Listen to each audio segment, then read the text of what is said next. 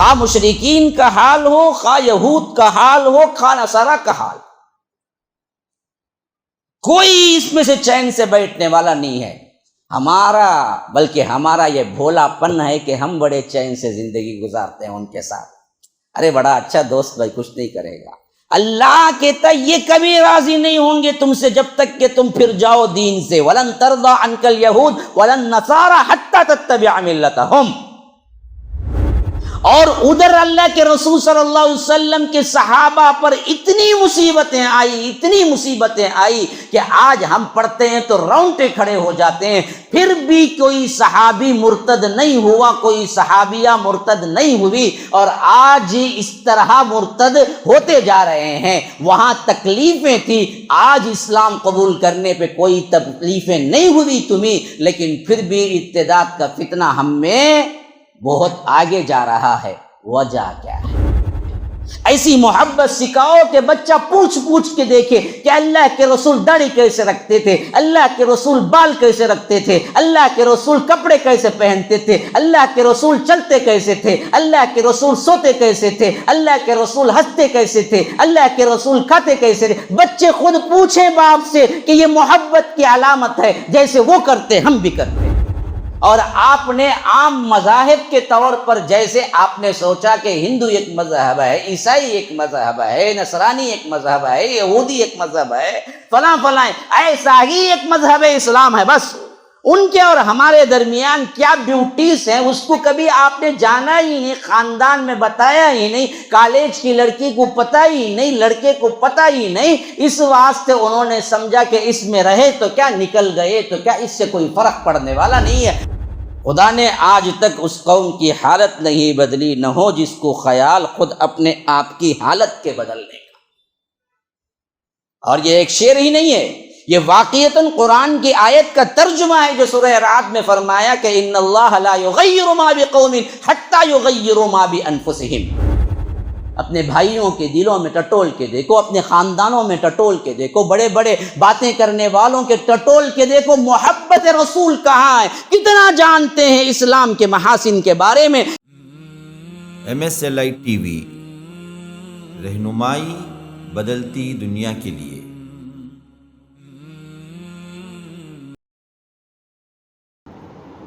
ان الحمد للہ نحمده ونستعینه ونستغفره ونؤمن به ونتوکل علیہ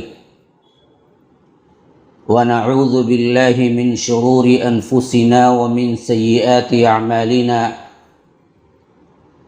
من يهده الله فلا مضل له ومن يضلل فلا هادي له واشهد ان لا اله الا الله وحده لا شريك له واشهد ان محمدا عبده ورسوله اما بعد فان خير الحديث كتاب الله وخير الهدي هدي محمد صلى الله عليه وسلم وشر الامور محدثاتها وكل محدثة بدعة وكل بدعة ضلالة وفي رواية وكل ضلالة في النار. فأعوذ بالله السميع العليم من الشيطان الرجيم من همزه ونفثه ونفخه. يسألونك عن الشهر الحرام قتال فيه قل قتال فيه كبير وصد عن سبيل الله وكفر به والمسجد الحرام وإخراج أهله منه أكبر عند الله والفتنة أكبر من القتل ولا يزالون يقاتلونكم حتى يردوكم عن دينكم إن استطاعوا ومن يرتد منكم عن دينه فيمت وهو كافر فأولئك حبطت أعمالهم في الدنيا والآخرة وأولئك أصحاب النار هم فيها خالدون. اللهم أرنا الحق حقا وارزقنا اتباعه وأرنا الباطل باطلا وارزقنا اجتنابه. اللهم علمنا ما ينفعنا وانفعنا بما علمتنا وارزقنا علما رب اشرح لي صدري ويسر لي امري واحلل عقدة من لساني يفقهوا قولي۔ اس اللہ کے نام سے ابتدا جس کے ناموں کی کوئی انتہا ہی نہیں۔ ولو ان ما فی الارض من شجرة اقلام والبحر يمده من بعده سبعة ابحر ما نفدت کلمات اللہ۔ اس ذات اقدس پر کروڑوں درود و سلام ہوں جو تمام جہانوں کے لیے رحمت للعالمین بن کے آئے تھے۔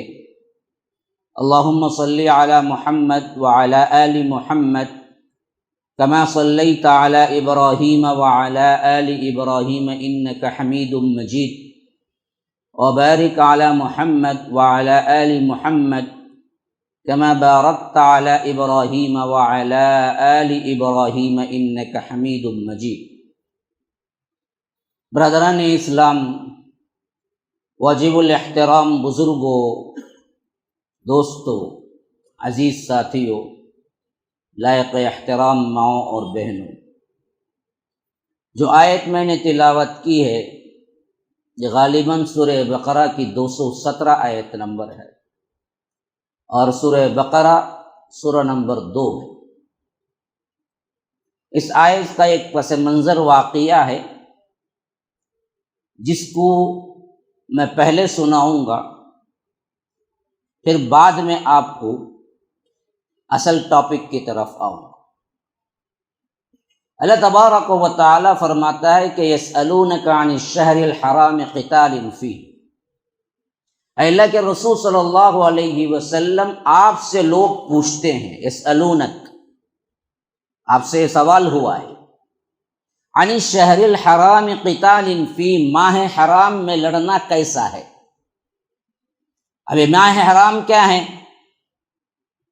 اس کے بارے میں اشارہ دوسری جگہ اللہ تبارک و تعالی نے فرمایا ہے کہ ان عدت الشہور عند اللہ 12 شہرا فی کتاب اللہ یوم خلق السماوات والارض منها 4 حرم۔ اللہ تبارک و تعالی نے کائنات کو جب بنایا اسی وقت فیصلہ کر دیا کہ مہینے کے 12 سال کے 12 مہینے ہوں گے اور اس میں 4 محترم ہیں، یہی ماہ حرام ہے۔ وہ حدیث میں آیا ہے کہ وہ ماہ حرام کے 4 مہینے کون کون سے ہیں؟ فرمایا کہ ذوالحج، ذوالقعدہ، ذوالحجہ، محرم، یہ تینوں ایک ساتھ آنے والے، اور ایک الگ سے آئے گا رجب۔ یہ 3 مہینے اصل میں ہوتے تھے جاہلیت کے زمانے میں، ایک مہینہ تو حج کو جانے کے لیے ذوالقعدہ پورا، اور ذوالحجہ تو جس میں حج ہوتا تھا، اور اس سے واپس گھروں کو آنے میں تقریباً 1 مہینہ لگ جاتا تھا، تو محرم۔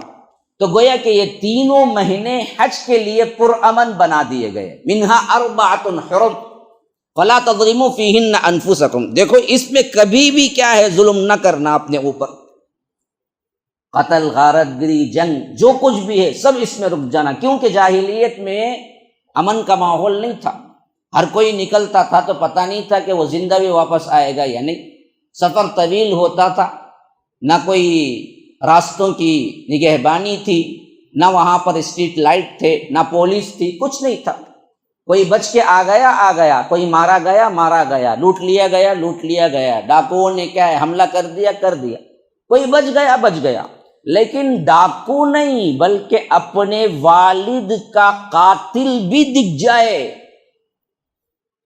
ان حرام مہینوں میں، تو جاہلیت میں عقیدہ تھا کہ نہیں، ہم کو مارنا نہیں ہے، کیونکہ یہ حرام مہینے، محترم مہینے، وہ لوگ بھی مانتے تھے اور اسلام نے بھی اسے باقی رکھا۔ تو یہ 3 مہینے الگ سے تھے جو کہ ذوالقعدہ، ذوالحجہ اور محرم، ایک تھا رجب، یہ چاروں حرام مہینے کہلائے۔ تو سوال یہ ہوا اللہ کے رسول صلی اللہ علیہ وسلم سے کہ اس میں لڑنا کیسا ہے؟ جاہلیت میں تو ہم اسے احترام والے مانتے ہی تھے، لیکن اے اللہ کے رسول صلی اللہ علیہ وسلم اب اسلام آنے کے بعد بھی کیا اس کو برقرار رکھنا ہے؟ اس میں لڑنا کیسا ہے؟ اسلام کیا بتاتا ہے؟ فرمایا کہ قل، اے اللہ کے رسول صلی اللہ علیہ وسلم کہہ دیجئے، قتال فیہ کبیر، بہت بڑا گناہ ہے اس میں، اب بھی اسلام کی نظر میں بھی اس میں لڑنا بہت بڑا گناہ ہے، لیکن وصد عن سبیل اللہ وکفر بہ والمسجد الحرام واخراج اہلہ منہ اکبر عند اللہ۔ اب اس کا ترجمہ ذرا غور کر کے سن لیجئے۔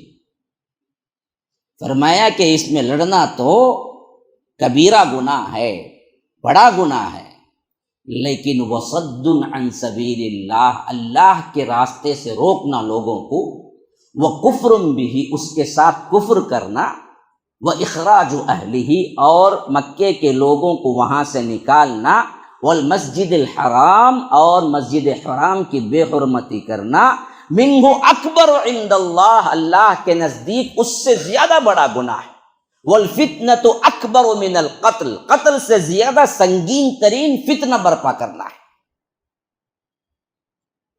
اب پس منظر میں کچھ واقعات ہیں، جب تک وہ نہیں سنیں گے یہ ترجمہ آپ کو سمجھ نہیں آئے گا، لیکن میں پہلے ترجمہ سلیس ترجمہ رکھ دیتا ہوں تاکہ ذہن میں بات اچھی طرح بیٹھ جائے۔ کہ سوال ہوا کہ ماہ حرام میں لڑنا کیسا ہے؟ فرمایا کہ بہت بڑا گناہ ہے، لیکن بدبختو جو تم سوال کر رہے ہو، تمہارے اندر کی برائیاں تم نے کبھی جھانک کے دیکھی؟ تم نے کیا کیا؟ وصد عن سبیل اللہ، لوگوں کو اللہ کے راستے سے روکا، وکفر بھی، اس کے ساتھ کفر کیا، واخراج اہلہ، اور وہاں کے لوگوں کو نکالا، والمسجد الحرام، اور مسجد حرام کی بے حرمتی کی، منہ اکبر عند اللہ، اللہ کے نزدیک اس سے زیادہ بڑے گناہ ہیں، والفتنۃ اکبر من القتل، فتنہ برپا کرنا قتل سے زیادہ سنگین جرم ہے۔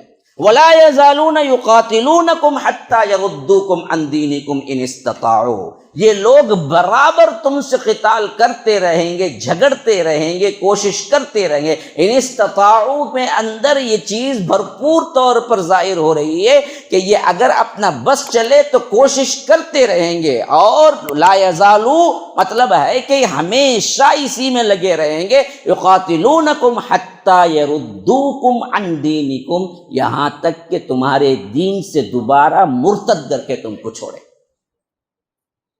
تمہارے دین سے تمہیں پلٹا کے چھوڑے، مرتد بنا کے چھوڑے۔ یہی ان کی کوشش رہے گی، ہمیشہ رہے گی۔ ہاں، یزالون کا مطلب زائل ہونا ہے، لا یزالون کا مطلب ہے کبھی نہیں زائل ہوں گے، ہمیشگی کے لیے استعمال ہوتا ہے عربی میں۔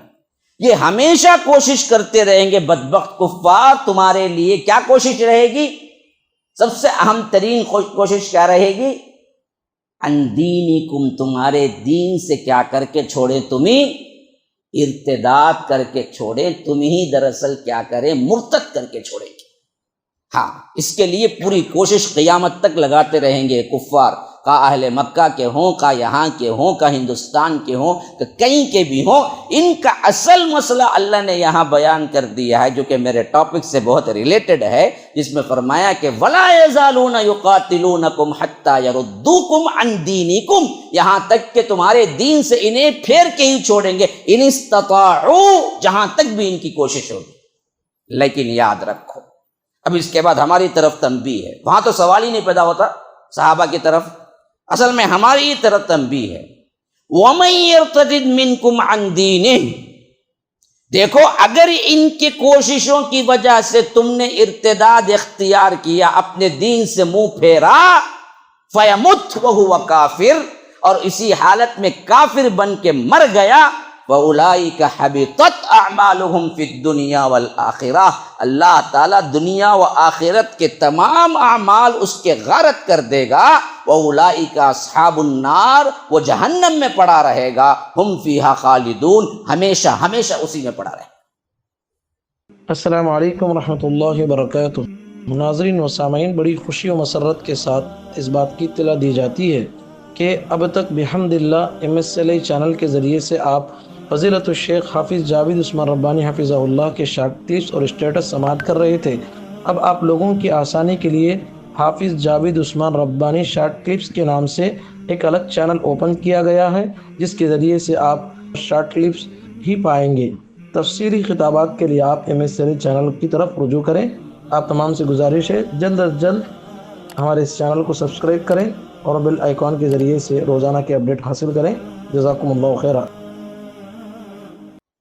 دو باتیں یہاں پر واضح طور پر ہمارے سامنے آ گئی۔ ایک بات یہ ہے کہ فتنہ ارتداد اسباب و علاج، یہ میرا عنوان ہے آج کا، تو اس حیثیت سے بات بالکل طے ہے رب کے قرآن کے مطابق دشمنان اسلام کبھی تھکیں گے نہیں مسلمانوں کو کفر کی طرف لے جانے میں، ان کی کوششیں قیامت تک جاری رہیں۔ جیسے آج اس کا ایک بہت بڑا مظہر ہمیں دیکھنے میں آتا ہے ہر جگہ۔ ہاں، کوئی بچا ہوا نہیں ہے، لڑکیاں بھی برابر ہیں، لڑکے بھی برابر ہیں اس معاملے میں، معاشرے بھی برابر ہیں، ہاں اچھے خاصے مسلمان بھی برابر ہیں، سطحی سب کے سب ارتداد کی ایک ایسی لہر دوڑ رہی ہے کہ آئے دن آپ خبروں میں پڑھتے رہتے ہیں کہ فلاں مسلم لڑکی، فلاں مسلم لڑکا۔ کبھی کبھی تو خبریں یہاں تک دل دہلا کے رہ دیتی ہیں کہ ایک مسلم لڑکا یا لڑکی کا مسئلہ نہیں بلکہ گاؤں کا گاؤں کافر ہو گیا۔ یہاں تو آپ سٹی میں رہتے ہیں، آپ کو کیا پتا، ذرا گھوم پھر کے دیکھیں ہندوستانی کے مختلف علاقوں میں جہاں پر جہالت چھائی ہوئی ہے، وہاں تو ایسا مسئلہ ہوتا ہے کہ ایک ہی دن میں پورا گاؤں پھر گیا، ایک ہی ڈراوے دھمکانے میں سب نے کیا ہے بت کی پوجا شروع کر دی۔ ارے یہ تو بہت دور کی بات ہے، ابھی تو آپ کے ہاں بھی خود وہ کیا ہے کہ کیا نام ہے وہ جو رکھتے ہیں وہاں جو کہ کیا ہے سونڈ بھی ہوتی ہے، پیڑ بھی ہوتا ہے، عجیب و غریب بت بنا کے، تو میں نام لینا نہیں چاہتا، ویسے مجھے یاد بھی نہیں ہے نام، ان میں جا کے باقاعدہ پوجا کرنے والیاں برقعے والیوں کو ہم نے خود دیکھا ہے۔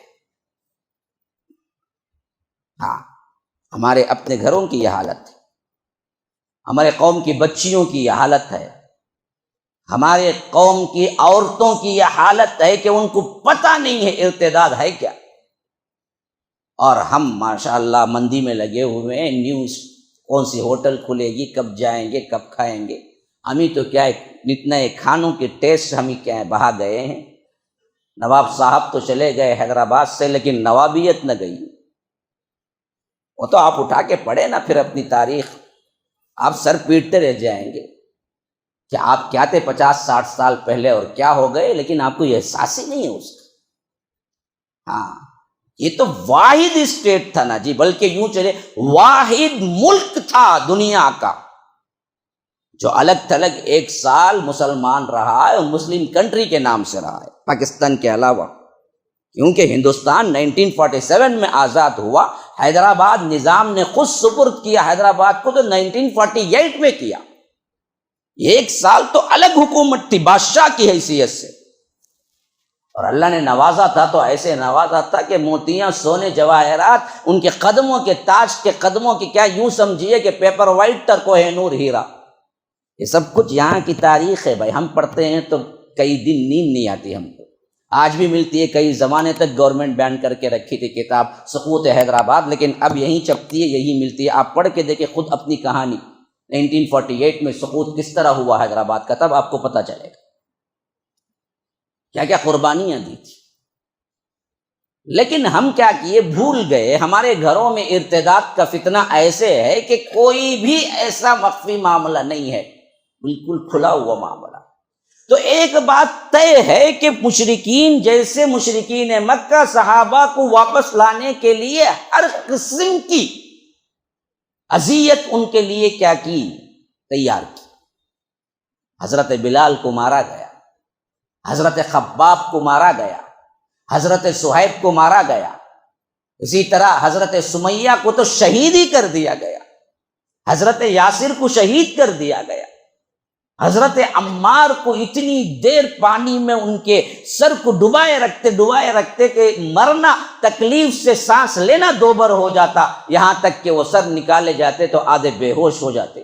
حضرت بلال کو تپتی ہوئی ریت میں لٹا کر اوپر سے ایک سل رکھ دیا جاتا، یہاں تک کہ وہ اسی خون اور پسینے کو سہتے شام تک بے ہوش ہو جاتے، جب انہیں ڈال کے کسی کھٹری میں بند کر دیا جاتا۔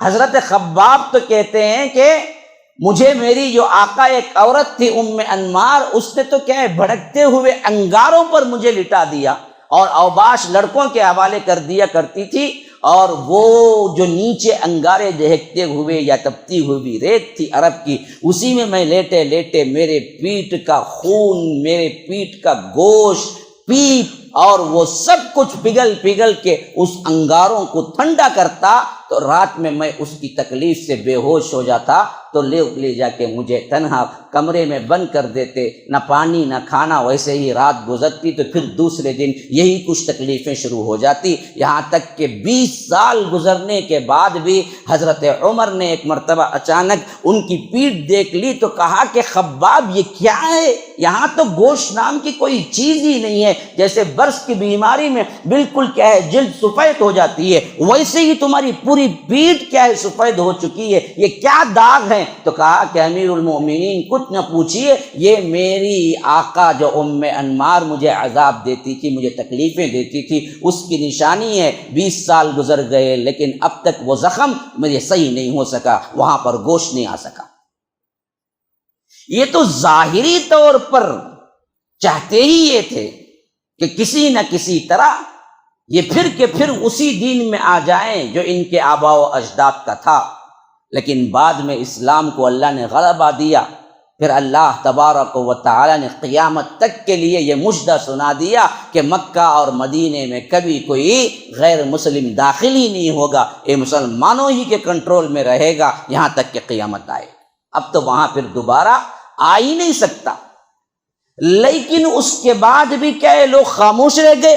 ہرگز بھی نہیں۔ خواہ مشرکین کا حال ہو، خواہ یہود کا حال ہو، خواہ نصارہ کا حال، کوئی اس میں سے چین سے بیٹھنے والا نہیں ہے ہمارا، بلکہ ہمارا یہ بھولا پن ہے کہ ہم بڑے چین سے زندگی گزارتے ہیں ان کے ساتھ۔ ارے بڑا اچھا دوست بھائی، کچھ نہیں کرے گا، اللہ کہتا یہ کبھی راضی نہیں ہوں گے تم سے جب تک کہ تم پھر جاؤ دین سے۔ وَلَن تَرْضَىٰ عَنْكَ الْيَهُودُ وَلَا النَّصَارَىٰ حَتَّىٰ تَتَّبِعَ مِلَّتَهُمْ۔ راضی نہیں ہوں گے یہودی، راضی نہیں ہوں گے نصرانی تم سے اس وقت تک جب تک کہ تم پھر کے کیا ہو، انہی کے دین میں نہ واپس ہو جاؤ۔ اللہ کہتا ہے، اس پر تو ہم کو کیا نہیں یقین نہیں ہے۔ وَلَن تَرْضَىٰ عَنْكَ الْيَهُودُ وَلَا النَّصَارَىٰ، یہ راضی نہیں ہوں گے کبھی بھی، نہ نصرانی راضی ہوں گے یہودی، حتیٰ تتبع ملتہم، جب تک کہ تم ان کی ملت کی پیروی نہ کرو گے، یہودی نصرانی نہ بن جاؤ گے۔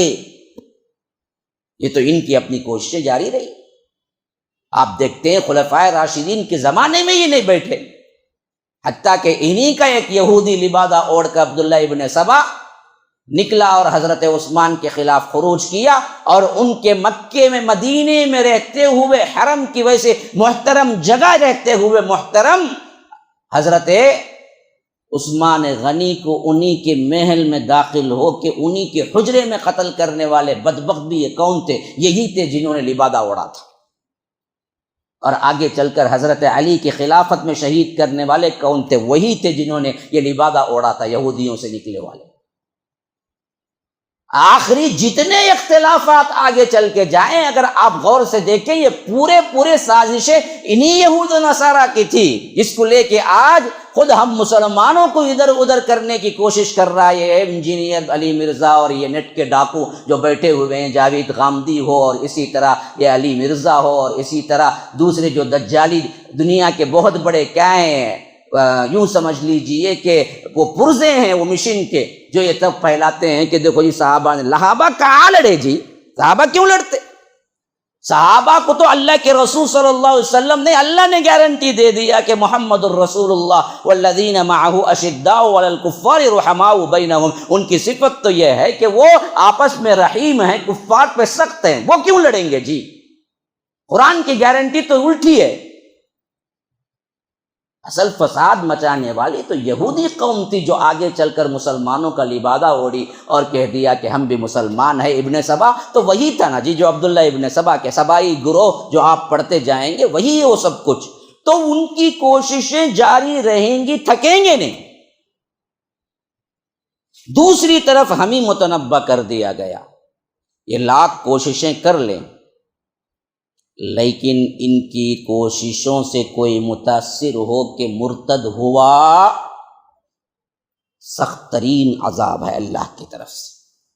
وَمَن يَرْتَدِدْ مِنْكُمْ، اگر تم میں سے کوئی واقعتاً مرتد ہوا، اسلام کو چھوڑا، عن دینہ فیمت وہو کافر، کیا مطلب؟ مرتد ہوا، کافر ہو گیا، فیمت وہو کافر، مرا کافر ہو کے، کیا مطلب ہے؟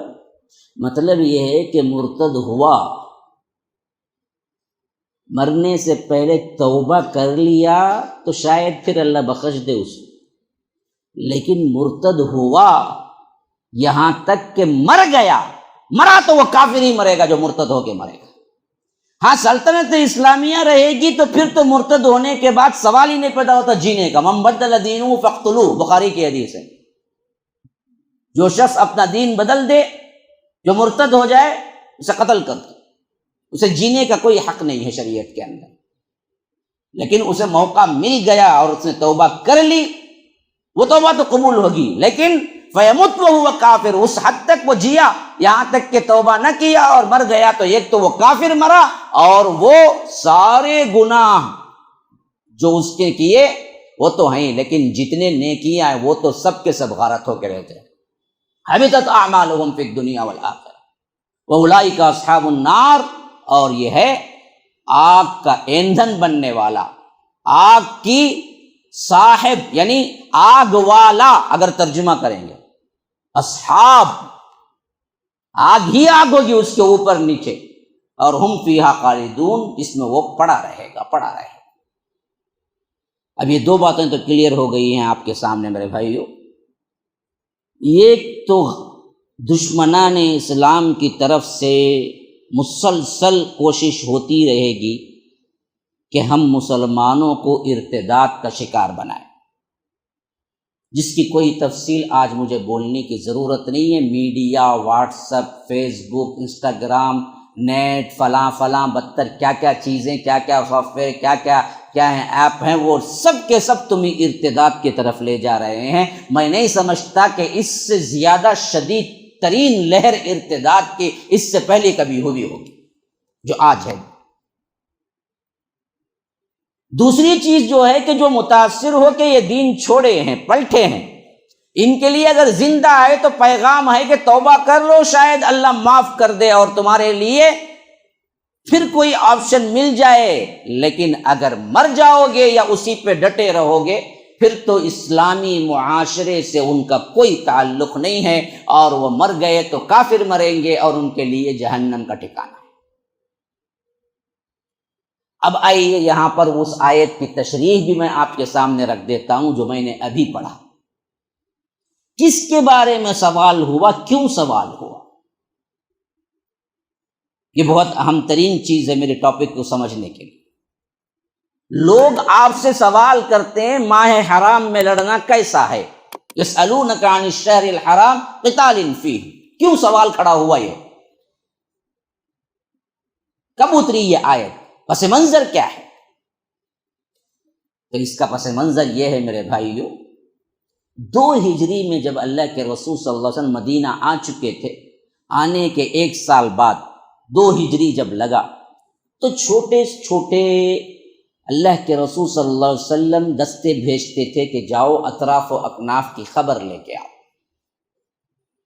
کبھی اس میں کیا ہوتی تھی، مشرکین مکہ کے کوئی گروہ سے مٹ بھیڑ ہو جاتی تھی، کبھی کیا ہے وہ لوگ کسی قیدی کو پکڑ کے لاتے تھے، یا کبھی کچھ ایک دوسرے سے لڑائی ہو جاتی تھی، لیکن اتنا تو ہوتا تھا کہ کیا کچھ ہو رہا ہے، ان لوگوں کی نیتیں کیا ہیں، یا مدینے پہ حملہ کرنے کی سازشیں ہو رہی ہیں، جو کچھ بھی ہے وہ خبر یقینی ہو جاتی۔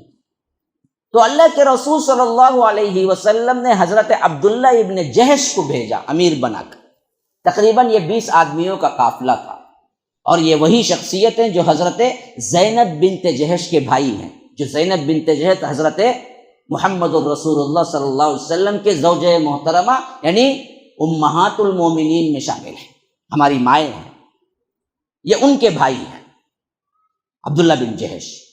اور ان کا ایک واقعہ بھی، ان کے ایک اور بھائی تھے عبید اللہ ابن جہش، عبید اللہ ابن جہش بھی قدیم الاسلام ہیں، عبداللہ ابن جہش بھی قدیم الاسلام ہیں، زینب بنت جہش بھی قدیم الاسلام ہیں، سابقون الاولون میں سے ہیں، لیکن ارتداد کا مسئلہ ان سے بھی ایک جڑا ہوا کیا ہے پتہ ہے کہ جب ہجرت حبشہ ہوئی تو اس وقت جب عبید اللہ ابن جہش ساتھ میں تھے، گئے ہوئے تھے، اور عبید اللہ ابن جہش وہاں پر شراب پی پی کے عیسائیت اختیار کر لی اور عیسائیت پہ ہی مر گیا۔ اس وقت کا وہ ایک انوکھا واقعہ ہے، آپ دیکھیں گے سیرت میں کسی صحابی کے سلسلے میں آپ نہیں دیکھیں گے جو ارتداد کیا ہو ایمان لانے کے بعد۔ مکی زندگی میں اگر آپ تلاش کریں گے تو یہ ایک ہی بندہ ہے جو عبید اللہ ابن جہش ہے، جو مسلمان تھا اور گیا بھی ہجرت کر کے، لیکن اسے کیا ہوا، شراب کی لت نے اسے بالکل گمراہ کر دیا اور وہاں عیسائیت قبول کر لی اور اسی میں مر گیا۔ یہ ان کے بھائی تھے عبداللہ ابن جہش۔ عبداللہ ابن جہش کو اللہ کے رسول صلی اللہ علیہ وسلم نے کہا کہ تم جاؤ 2 دن تک سفر کرتے رہو، اور یہ خط دیا کہ دیکھو اس کو نہ کھولنا، 2 دن بعد کھول کے دیکھنا، اس پر جو حکم ہے وہ حکم کی تعمیل کرنا۔ عبداللہ ابن جہش چلے، 2 دن بعد اللہ کے رسول صلی اللہ علیہ وسلم کے خط کو کھول کے پڑھا تو اس میں لکھا تھا کہ دیکھو آگے فلاں مقام تک جانا ہے اور وہاں مشرکین کا ایک قافلہ پہنچنے والا ہے، یا وہاں جاسوسی کے اعتبار سے کیا ضرورت کی چیزیں ہیں، ان لوگوں کی نقل و حرکت کیا ہے، اس کو دیکھنا ہے، مجھے رپورٹ کرنا ہے، اور اس میں تم اپنے ساتھیوں کو سنا دو کہ تمہیں کوئی زبردستی نہیں ہے، جو کوئی واپس پلٹنا چاہے پلٹ جائے، جو کوئی شہادت کی تمنا رکھے، اللہ کے رسول صلی اللہ علیہ وسلم کی اطاعت کرے اور خود سے آنا چاہے وہ آئے، تم پر کوئی جبر نہیں۔ تو حضرت عبداللہ ابن جہش نے کہا کہ اللہ کے رسول صلی اللہ علیہ وسلم کا پیغام یہ ہے کہ تم پر کوئی جبر نہیں، واپس جانے والے چلے جائیں، اور جن کو واقعتاً جنت پسند ہے، جن کو واقعتاً شہادت پسند ہے، وہ میرے ساتھ آئے۔ سب صحابی نے کہا کہ سب صحابہ نے کہا الحمدللہ، ہم دل سے جانا چاہتے ہیں، ہم میں کوئی ریٹرن ہونے والا نہیں، تو سب کو لے کے آگے بڑھے۔ اب یہ دیکھا کہ ایک قافلہ وہاں سے گزر رہا ہے جو مشرکین ہے، جیسے بتایا بالکل ویسے ہی جا رہا ہے۔ اب انہوں نے دیکھا کہ اس قافلے کو روکیں گے تو ہمیں کیا ہے، بہت زیادہ ان سے معلومات بھی حاصل ہوں گی، اسلام کا بہت بڑا فائدہ بھی ہوگا۔ لیکن مسئلہ یہ تھا کہ یہ آخری جمادی الاخری کا دن تھا اور صبح ہونے پہ رجب 1 تھا، اور رجب حرام مہینہ ہے۔ اب ادھر چاند نظر آ گیا تو رجب شروع ہو گیا، اگر چاند نظر نہیں آیا تو جمادی الاخری کا آخری دن، اگر یہ دیکھیں گے تو یہ قافلہ چل جائے گا، یہ قافلے والے چھوٹ جائیں گے جن کی پوری دشمنی اسلام سے، اسی کے لیے وہ لوگ کام کر رہے ہیں، اسی کے لیے تجارت کر کے پیسہ اکٹھا کر کے لے جا رہے ہیں۔ تو حضرت عبداللہ ابن جہش نے فیصلہ کیا کہ نہیں، ہم ان کو نہیں چھوڑنا ہے۔ بعض مفسرین یہ بھی کہتے ہیں کہ اصل میں واقعتاً خدشہ تھا کہ اصل آج جمادی الاخری کا آخری دن ہے یا رجب کا پہلا دن ہے، اس میں بھی اختلاف ہو گیا۔ بہرکیف اختلاف ہوا یا انہیں معلوم ہو گیا یقیناً، لیکن انہوں نے سوچا کہ اس کے مقابلے میں مسئلہ بہت بڑا یہ ہے کہ اس قافلے کو چھوڑا نہ جائے، ورنہ تو یہ لے جا کے اور زیادہ کیا ہے وہ مال جو استعمال کریں گے ہمارے ہی خلاف استعمال کریں گے۔ تو انہوں نے کیا کیا کہ تیر چلا دیا، اس سے ایک ساتھی مرا، ایک بھاگا، 2 کو پکڑ لیے، مال غنیمت بھی ساتھ آ گیا۔ ان سب کو لے کے اللہ کے رسول صلی اللہ علیہ وسلم کے پاس آ گئے تو اللہ کے رسول بہت غضبناک ہوئے، غصہ ہوئے، اور ان لوگوں نے پروپیگنڈا کر دیا بہت بڑا، ارے یہ رسول تو کہتے ہیں کہ بڑا امن والا ہے، بڑا امن پسند ہے، بڑا رحمت ہے، لیکن یہ تو کیا ہے، دہشت گرد ہے، یہ تو حرام مہینے کو بھی نہیں چھوڑا۔ اس کے ساتھیوں نے حرام مہینے میں بھی لڑائی کر لی، جبکہ حرام مہینے جاہلیت میں بھی محترم تھے، لیکن اس رسول نے دراصل کیا کیا، سب کچھ دہشت گردی میں، جیسے ہم ایک کرتے ہیں تو ہم آہ کرتے ہیں تو ہو جاتے ہیں بدنام، وہ قتل کرتے ہیں تو چرچا نہیں ہوتا کی حالت، جیسے یہاں دیکھ رہے ہیں یہی حالت تھی اس وقت۔ انہوں نے یہ چھوٹے سے واقعے جو غلطی سے ہوا اس کو پکڑ کے ایسا پروپیگنڈا کیا کہ پورے عرب کے اندر مشہور ہو گیا کہ مسلمانوں نے حرام مہینے میں لڑائیاں کی ہیں، اس واسطے اصل میں اللہ کے رسول نام کو امن امن کہتے ہیں، اصل میں امن نہیں، یہ اپنے ساتھیوں کو دہشت گردی سکھاتے ہیں، لڑائی سکھاتے ہیں اور حرام مہینے میں جنگ لڑنا سکھاتے ہیں۔ ایسے اس طرح اسلام کو بدنام کرنے کا بہت بڑا موقع مل گیا ان لوگوں کو۔ اللہ کے رسول صلی اللہ علیہ وسلم نے صاف کہا کہ میں نے تمہیں لڑنے کا حکم نہیں دیا تھا، میں نے تم کہا تھا کہ تم خبر لے آؤ وہاں اس قافلے کی، لیکن تم نے لڑائی کی۔ حضرت عبداللہ ابن جہش سے اللہ کے رسول صلی اللہ علیہ وسلم نے غصہ کیا، کہا کہ میں اس کی دیت دوں گا جس کو تم نے مارا، خون بہا دوں گا، اور مجھے مال غنیمت کی کوئی ضرورت نہیں اس سے، کیونکہ میں نے تمہیں لڑائی کے لیے نہیں بھیجا، تم نے کیوں لڑائی کی؟ اور ادھر عبداللہ ابن جہش اپنے آپ میں باقاعدہ بہت بڑا کارنامہ انجام دینے کے بھی مجرم سمجھنے لگے، حتیٰ کہ صحابہ سے بھی منہ چھپا کے پھرتے تھے، کہ کیونکہ صحابہ کہنے لگے تم نے تو کیا کر دیا، اسلام کو بدنام کرنے کا سبب ہو گئے کہ تم حرام مہینے میں لڑائی کیوں کی؟ اور اللہ کے رسول صلی اللہ علیہ وسلم نے بھی کہہ دیا کہ تم نے کیوں کی، جبکہ میں نے اجازت تمہیں نہیں دی، میں نے کہا تھا کہ جاؤ خبر لے کے آؤ۔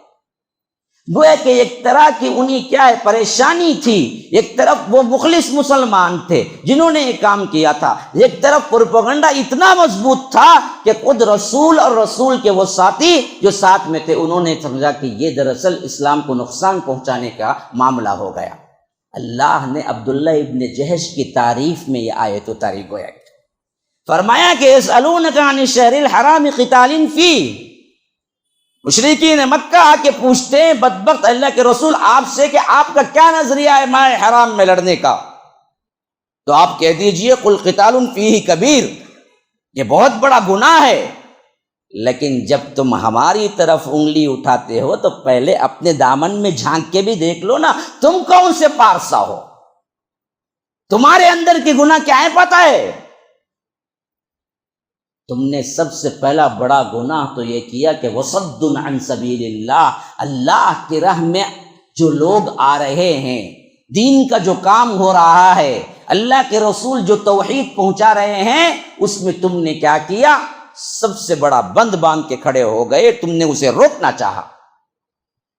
وصد عن سبیل اللہ وکفر بہ، اور اللہ سے کفر کیا،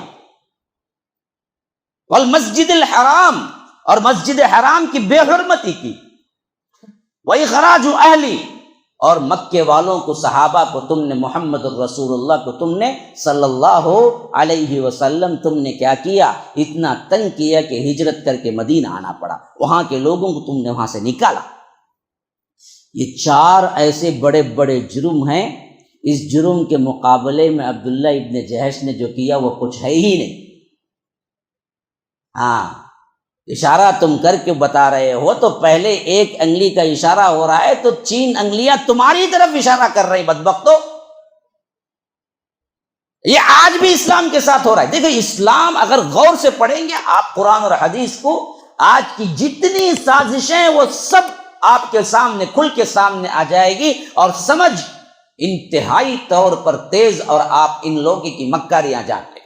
آج بھی اسلام پر اسی طرح کے چھوٹے چھوٹے غلط قسم کی چیزیں جو از خود کہیں ہو جاتی ہیں، اس کو ایسے پروپیگنڈا کرتے ہیں گویا کہ یہ پورا بد امن ہے، اور ان بدبختوں کے اندر اگر آپ جھانک کے دیکھیں گے تو سراپا سراپا سراپا یہ لوگ گناہ میں آلودہ ہیں، لیکن ہم سے کچھ چھوٹی موٹی غلطی ہو جاتی ہے تو لے کے اتنا پکارتے ہیں، اتنا پکار لیتے ہیں، اتنا کہ لوگ سمجھتے ہیں کہ ان کے پاس کوئی اچھائی ہے ہی نہیں۔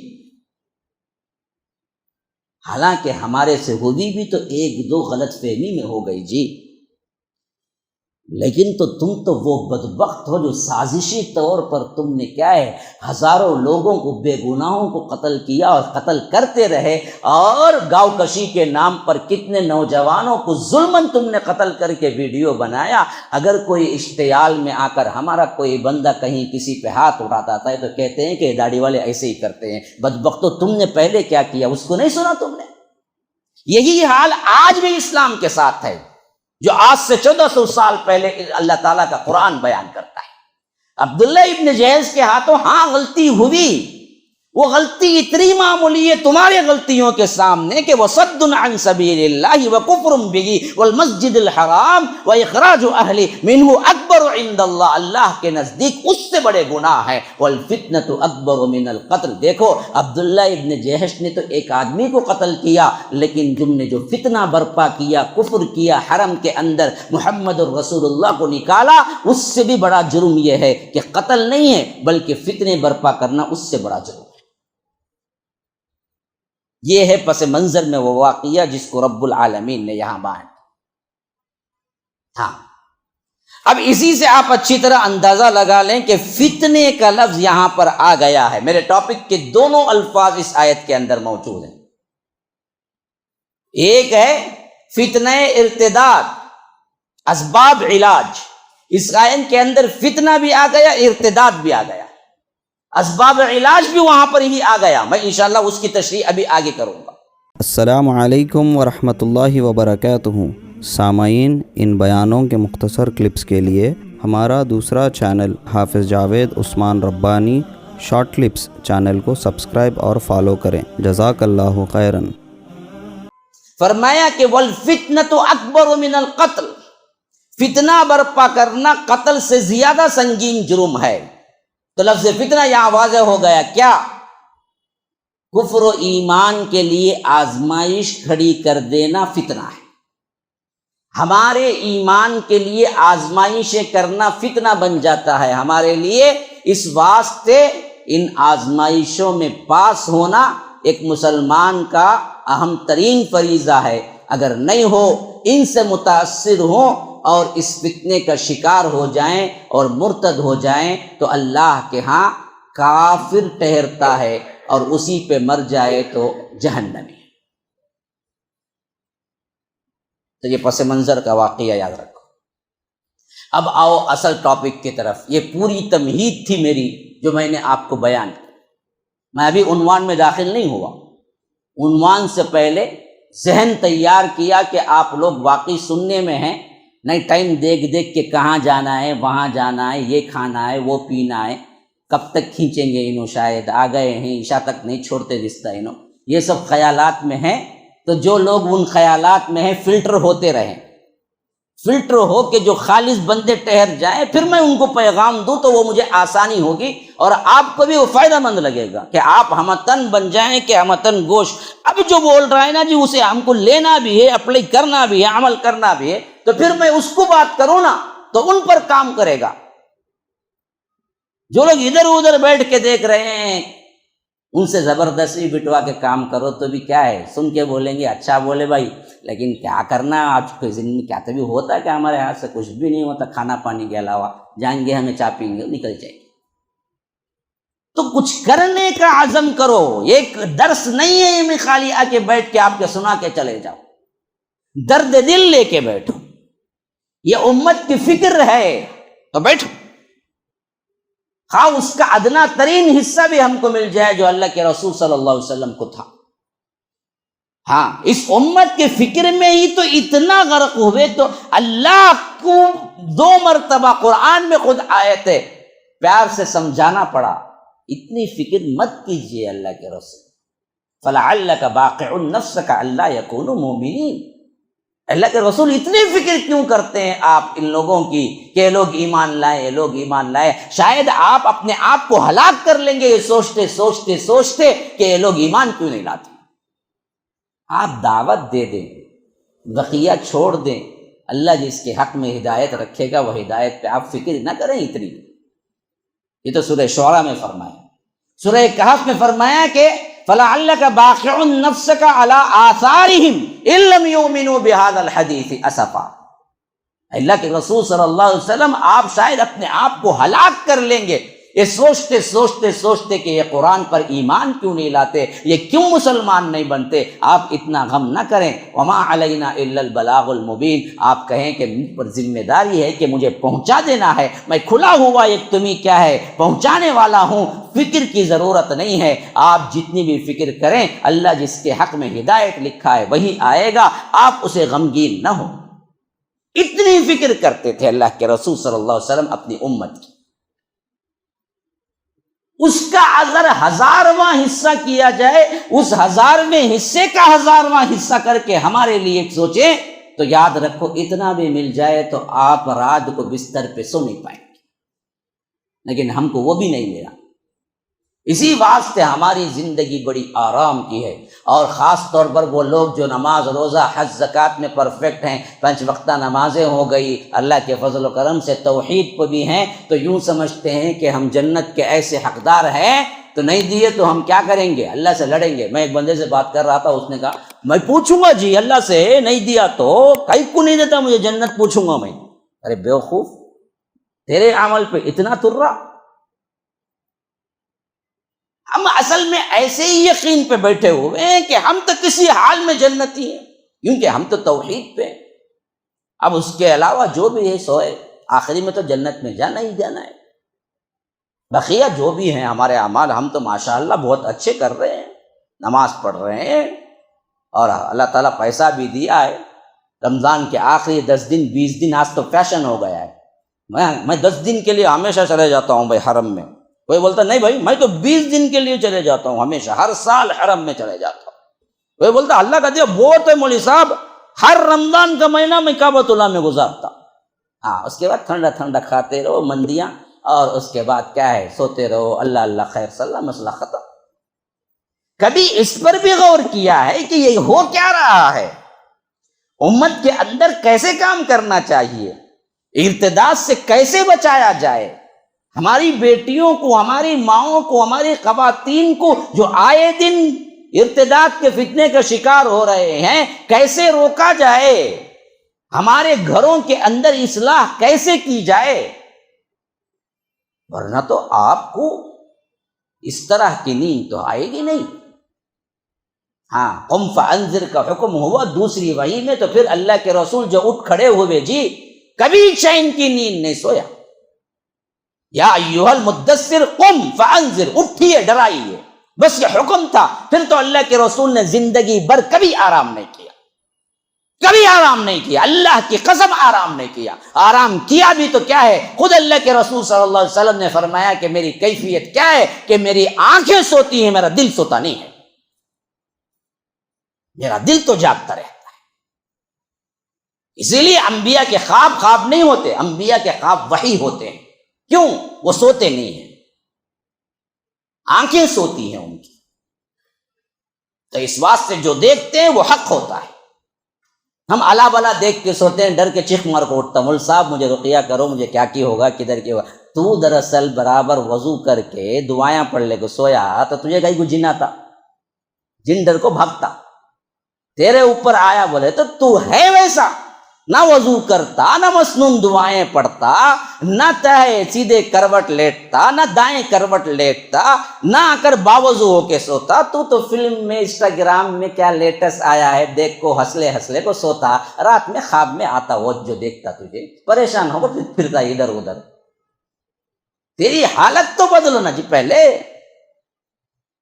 خدا نے آج تک اس قوم کی حالت نہیں بدلی، نہ ہو جس کو خیال خود اپنے آپ کی حالت کے بدلنے کا۔ اور یہ ایک شعر ہی نہیں ہے، یہ واقعتاً قرآن کی آیت کا ترجمہ ہے جو سورہ رعد میں فرمایا کہ ان اللہ لا یغیر ما بقوم حتی یغیروا ما بانفسہم۔ اللہ تبارک و تعالی اس قوم کی حالت نہیں بدلتے جو خود بدلنا نہ چاہتی ہو، زبردستی کبھی نہیں بدلتے۔ یہی حال ہمارا ہے آج کا مسلمانوں، بڑے درد کے ساتھ کہتا ہوں یہی حال ہے، اس پر ہماری فکر بہت کم ہے۔ ہم بدلتے نہیں، ہم بدلتے نہیں۔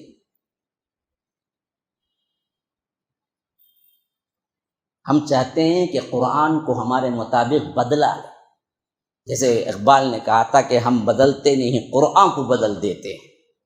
قرآن پڑھ کے بدلو بولے تو ہم بولتے یہ نہیں ہوتا، ایسا کریں گے ہم قرآن کو ہی بدل دیں گے، ایسے ترجمے کریں گے، قرآن سے ہی میلاد النبی ثابت ہو جائے تو ہم دھوم دھام سے پھر میلاد النبی بھی کریں گے۔ پھر کیا ہے، شربتیں بھی پئیں گے، پھر بریانی بھی کھائیں گے، پھر قرآن سے ہی آیت کی دلیل بھی دیتا بدبخت کہ دیکھو اللہ تعالیٰ کہتا ہے قل بفضل اللہ وبرحمتہ فبذلک فلیفرحوا، کہہ دو کہ یہ اللہ کی بہت بڑی رحمت ہے، چاہیے کہ خوشیاں منائے۔ بدبخت بیٹھ کے بولتا اتنا بڑا کیا ہے، وہاں سے امامہ باندھ کے بیٹھا ہوا ہے، جھوٹ بکتا ہے، کہتا ہے دیکھو اللہ کہتا ہے قرآن میں فبرحمتہ فبذلک فلیفرحوا، خوشیاں مناؤ، تو خوشیاں مناتے ہیں ہم۔ اللہ ہی کہہ رہے بدبخت، اللہ کے رسول کی پیدائش کی خوشیاں بول رہا ہے یہاں پر، اگر وہ ہوتا تو سب سے پہلے صدیق مناتے، یا نہیں تو کم از کم اپنے دور خلافت میں 3 سال آئے تھے مناتے، عمر فاروق مناتے جن کی زندگی میں 10 میلاد النبی آئے مناتے، حضرت عثمان مناتے جن کی زندگی میں 12 ربیع اول 12 مرتبہ آئے مناتے، حضرت علی کے اس میں 5 مرتبہ آئے مناتے، حضرت معاویہ کے اس میں 20 مرتبہ آئے مناتے، حضرت امام ابو حنیفہ کے اس میں 70 مرتبہ آئے مناتے، نہ منایا تو کسی نے اس آیت کا مفہوم نہیں سمجھا، تجھے 1400 سال بعد یہی مفہوم سمجھ آیا بدبخت، تو قرآن کو پڑھنا ہی جانتا نہیں۔ یہاں پر فَبِذَلِكَ فَلْيَفْرَحُوا میں قرآن کی طرف اشارہ ہے کہ اللہ نے تمہیں قرآن عطا کیا، تمہیں محمد الرسول اللہ جیسا رسول دیا، تو اس پر خوش ہو بدبختو، ایمان لاؤ ان پر۔ کفر جو کر رہے تھے مشرکین مکہ، ان سے کہا گیا کہ ان بدبختوں سے کہو اللہ کے رسول یہ اللہ کا فضل ہے کہ میں تم میں آیا اور قرآن جیسا شریعت کلام لے کے آیا، اس کو پڑھو سمجھو ایمان لاؤ اور خوش رہو، اللہ تعالیٰ کا شکر ادا کرو۔ خوشیاں مناؤ کا مطلب جلوس نکالنا نہیں ہے، خوشیاں مناؤ کا مطلب اللہ تبارک و تعالیٰ کا شکر ادا کرنا ہے، شکر ادا کرو، یہ بتایا گیا، مشرکین مکہ سے بتایا گیا، اور ہم نے اٹھا کے اسے میلاد کی دلیل بنا دیا۔ قرآن پڑھنا سیکھا ہو تو نہ قرآن سمجھ آئے گا جی۔ تو اصل مسئلہ آج ایک سنجیدہ، بہت سنجیدہ موضوع ہے جو مجھے منتخب کر کے دیا گیا ہے، اور میں چاہتا ہوں اسی سنجیدگی کے ساتھ آپ بھی سنیں، ایک فیصلہ کر کے اٹھیں، ایک گروہ بنو، ایک جماعت بنو، ایک مخلص اور ایک ایم رکھ کے چلو زندگی میں کہ میرے جیتے جی نہیں ہوگا، اتنا تو میں کام کروں گا، میرے محلے میں ایسا فساد نہیں ہوگا، اتنا تو میں کام کروں گا، میرے محلے کی یہ کسی لڑکی نہیں جائے گی، اگر کہیں سنا تو میں جا کے اس کو سمجھاؤں گا، اگر تم نے خود نہیں سمجھا تو بھلا کیا خاک سمجھاؤ گے۔ ارتداد پھیلتا کیوں ہے؟ نمبر 1 سوال ہے میرا، بیٹھنے والے سنو، مجھے بتاؤ ذرا، مجھے بتاؤ ذرا، یہ ارتداد پھیلتا کیوں ہے؟ اور ادھر اللہ کے رسول صلی اللہ علیہ وسلم کے صحابہ پر اتنی مصیبتیں آئی کہ آج ہم پڑھتے ہیں تو رونگٹے کھڑے ہو جاتے ہیں، پھر بھی کوئی صحابی مرتد نہیں ہوا، کوئی صحابیہ مرتد نہیں ہوئی، اور آج اس طرح مرتد ہوتے جا رہے ہیں۔ وہاں تکلیفیں تھی، آج اسلام قبول کرنے پہ کوئی تکلیفیں نہیں ہوئی تمہیں، لیکن پھر بھی ارتداد کا فتنہ ہم میں بہت آگے جا رہا ہے۔ وجہ کیا ہے؟ کبھی تم نے غور کیا؟ وجہ کیا ہے؟ مجھے بتاؤ، بیٹھنے والوں بتاؤ مجھے کہ وجہ کیا ہے؟ کیا سمجھتے ہیں آپ لوگ؟ کیا وجہ ہے کہ ہمیں کوئی تکلیف نہیں ہوئی مسلمان ہوئے؟ کیوں؟ پیدائشی مسلمان ہیں، باپ دادا مسلمان تھے، آپ مسلمان گھرانے میں آنکھ کھولے، آپ کو ہر چیز نوازی گئی، آپ کو پہلے سے پورا معاملہ سیٹ کیا ہوا ملا، ایک گالی ایک دھکا بھی نہیں کھایا ہم نے اس اسلام کے لیے، پھر بھی محبتوں کے چکر میں انسٹاگرام میں، واٹس ایپ میں اور غیر مسلم لڑکوں سے تعلقات میں، عشق میں اور ہزاروں قسم کی برائیوں میں پڑھ کر مسلمان لڑکے لڑکیاں بلکہ گھرانے کے گھرانے مرتد ہو رہے ہیں۔ ادھر حضرت خباب کا معاملہ، حضرت صہیب کا معاملہ، حضرت بلال کا معاملہ، حضرت عمار کا معاملہ، حضرت یاسر کا معاملہ، حضرت سمیہ کا معاملہ، سنگین ترین جرم کی حیثیت سے انہیں مارا گیا اور انہیں کہا گیا کہ اسلام چھوڑ کے آ جاؤ، ہم تمہیں اپنے آنکھوں پہ، اپنے سروں پہ بٹھا لیں گے، لیکن انہوں نے شہادت لینا پسند کر لیا، مر جانا پسند کیا، لیکن انہوں نے اسلام کو نہیں چھوڑا۔ آخر کیوں؟ آخر کیوں؟ جی چلو، ایک کاز انہوں نے بتایا کہ دنیا کی محبت، ثابت قدمی، بے دینی کا ماحول، چلو بہت قریب آ گئے، برائی کا ماحول، جی کیا بولے؟ ایمان کی کمزوری، ماشاءاللہ بہت لائق، انہوں نے لائق جواب دیا ہے، ایمان کی کمزوری، اور انہوں نے بھی لائق جواب دیا جو انہوں نے کہا کہ بے دینی کا ماحول۔ کون بولے وہ بے دینی کا ماحول؟ بے دینی کا ماحول، جی تقوی کی کمی، یہ بولنا چاہتے ہیں، جہالت، وہ بے دینی کا ماحول، جہالت، سب ایک ہی ہو گیا۔ اور کوئی پہنچے، حیدرآباد کے علماء دین پہ کام نہیں کر رہے بول رہی، کام کر رہے بول رہی، مداح میں بول رہی، مذمت میں بول رہی، بڑا ڈر لگتا ہے تو تمہارے جواب سے۔ ہاں اچھا، وہ علماء سو، علماء سو بولو، علماء میں دو ہیں، علماء حق ہیں، علماء سو ہیں جو شرک کی طرف بلاتے ہیں، عرس کی طرف بلاتے ہیں، جھنڈے بنڈے کی طرف بلاتے ہیں، یہ ہیں علماء سو۔ علماء سو کا زیادہ ہو جانا یہ بھی ایک سبب ہے بول رہے ہیں، تو ہم بھی مانتے ہیں وہ سبب ہے ہی۔ اور کوئی؟ جی سنت پہ عمل نہیں، جی تعاونوا علی البر والتقوی، ابھی اچھا ایک بہت اہم ترین نقطہ انہوں بھی جو بول رہے ہیں کہ سیرت سے ناواقف ہونا، لیکن ٹھیک جواب نہیں ملا، محرومی، یہ بھی ایک جواب ہی ہے اس کا۔ ٹی وی کا ہے معاملہ، اور ماشاءاللہ ماشاءاللہ بہت خوبصورت، حصہ لینے پہ مجھے بہت کیا ہے خوشی ہوتی ہے کہ سن رہے ہیں۔ ہاں نفس کی پیروی کرنا، ہاں جی لا علمی، وہ تو پہلے بھی بول دیے۔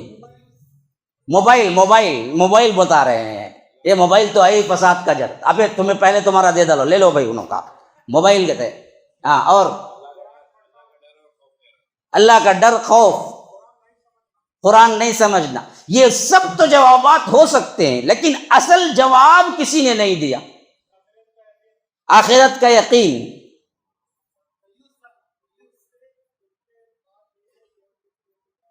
خود پہ ایمان نہیں ہے، خود پہ ایمان نہیں ہے، یعنی خود کے اندر ایمان کی کمزوری۔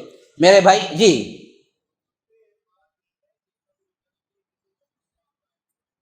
خود پہ اعتماد نہیں ہے، کس بات کا؟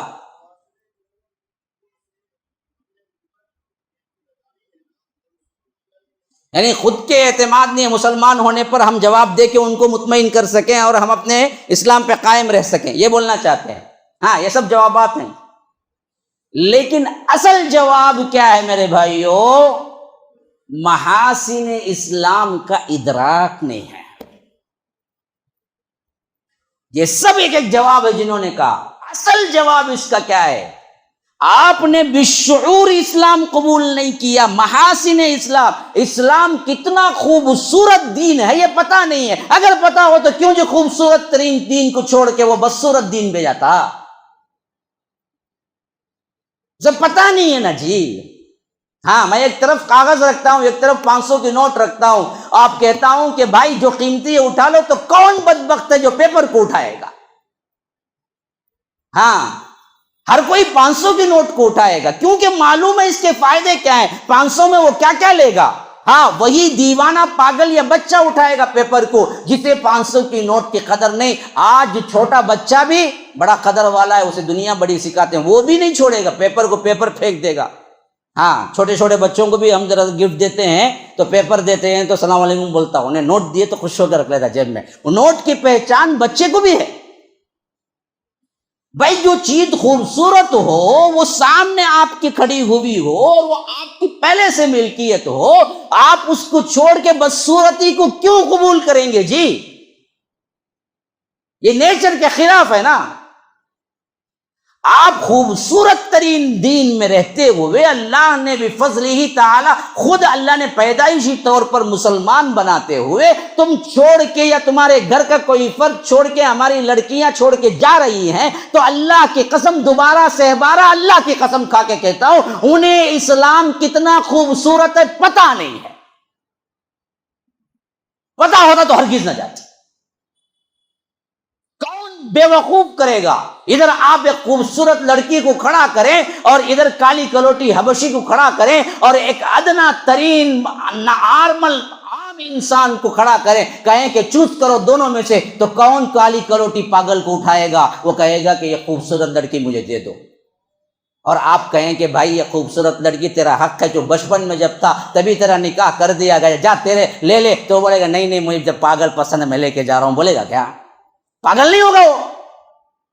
ویسا ہی تو یہ اسلام ہے نا جی. جو لڑکی کی مثال دیا ہوں اس سے ہزار ہزار ہزار ہزار ہزار ہزار بڑا گنا اسلام خوبصورت ترین دین ہے. اس سے خوبصورت ترین دین کائنات میں کبھی نہ نازل ہوا نہ اترا نہ کبھی، کیونکہ یہ اکمل و مکمل و اتم ہے. اس سے پہلے کی جو کچھ شریعت ملی اس میں بھی اس وقت کے لحاظ سے وہ خوبصورت تھی، قیامت تک کے لیے نہیں تھی. بس دوسرا رسول آیا تو چینج ہو گئی. ایسا ہو رہی ہے. بسم اللہ الرحمن الرحیم. اب نتیجہ بھی نکل گیا آپ کے سامنے.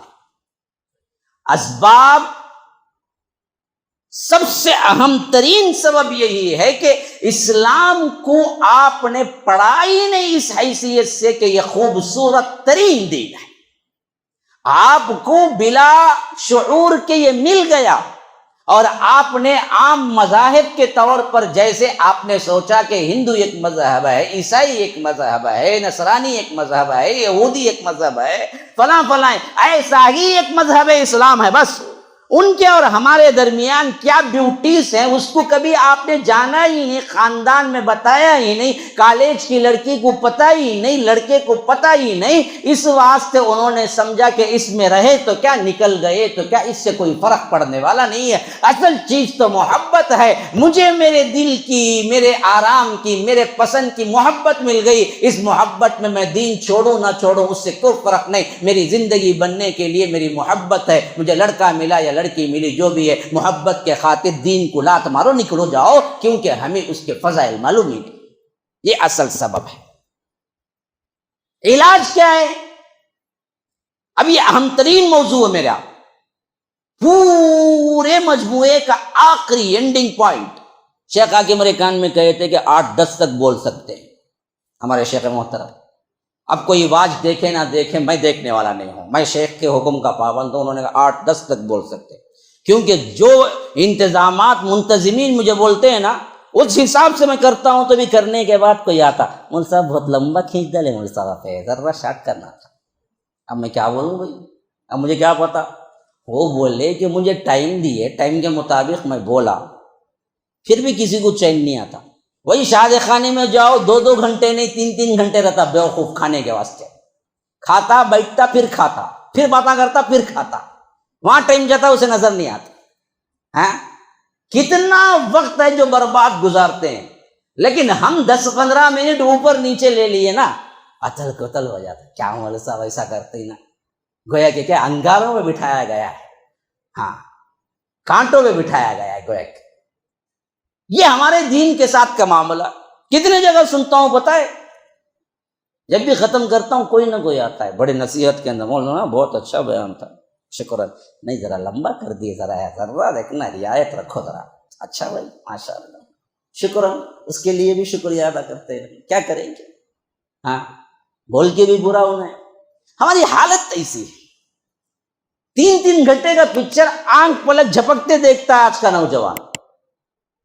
3 گھنٹے کا، 2 گھنٹے کا، 1 گھنٹہ تو واٹس ایپ کال میں ایسے ہی لگا کے رکھتا ہے جہاں آگے چل کر کان کا کینسر آگو مرینگا ہونے، لیکن تبھی بھی رکھتا. گانے سننے کے لیے 1 گھنٹہ نہیں، پورا 24 آورس کیا ہے بٹس لگا کے رکھتا. نہیں تو کیا ایئر فون لگا کے رکھتا، نہیں بلوٹوتھ لگا کے رکھتا. اسے پریشانی نہیں ہوتی. بغیر لگائے مائک میں بولتا ہوں غور سے سنبا کا، تو بہت لمبا کھینچ ڈالے مولوی صاحب، تکلیف ہوتی اس سے. ایک قوم کو کیا کریں، ہم کیا کریں جی، جو سننے کے لیے تیار نہیں ہے. کام تو بہت دور کی بات ہے. ابھی علاج کے پوائنٹ پہ آؤ میرے بھائیو. یہ علاج جو ہے نا، آج ہمیں ایک تہیہ کر کے اٹھنا ہے کہ یہ علاج کریں گے تو کیسے کریں گے. ان تمام اسباب کا جو آپ لوگوں نے جواب دیے میں مانتا ہوں، یہ سب کے سب اسباب ہو، لیکن اہم ترین سبب کیا ہے؟ اسلام کی خوبیاں نہ جاننا۔ اور علاج کیا ہے؟ اسلام کا صحیح تعارف کراؤ، یہ علاج ہے۔ وے کیا ہے؟ وے راستہ کیا ہے؟ صحیح تعارف کا راستہ کیا ہے؟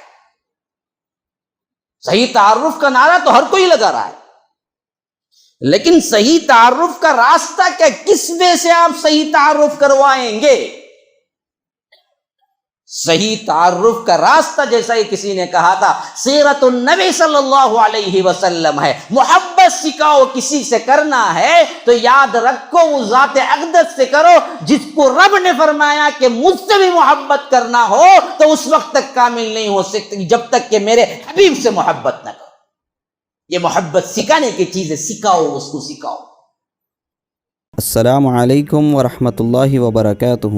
سامعین، ان بیانوں کے مختصر کلپس کے لیے ہمارا دوسرا چینل حافظ جاوید عثمان ربانی شارٹ کلپس چینل کو سبسکرائب اور فالو کریں۔ جزاک اللہ خیراً۔ یہ وہ محترم و معزز ترین ہستی ہے جناب محمد الرسول اللہ، اس کی محبت کو نہ پایا تو کچھ نہیں پایا تو نے۔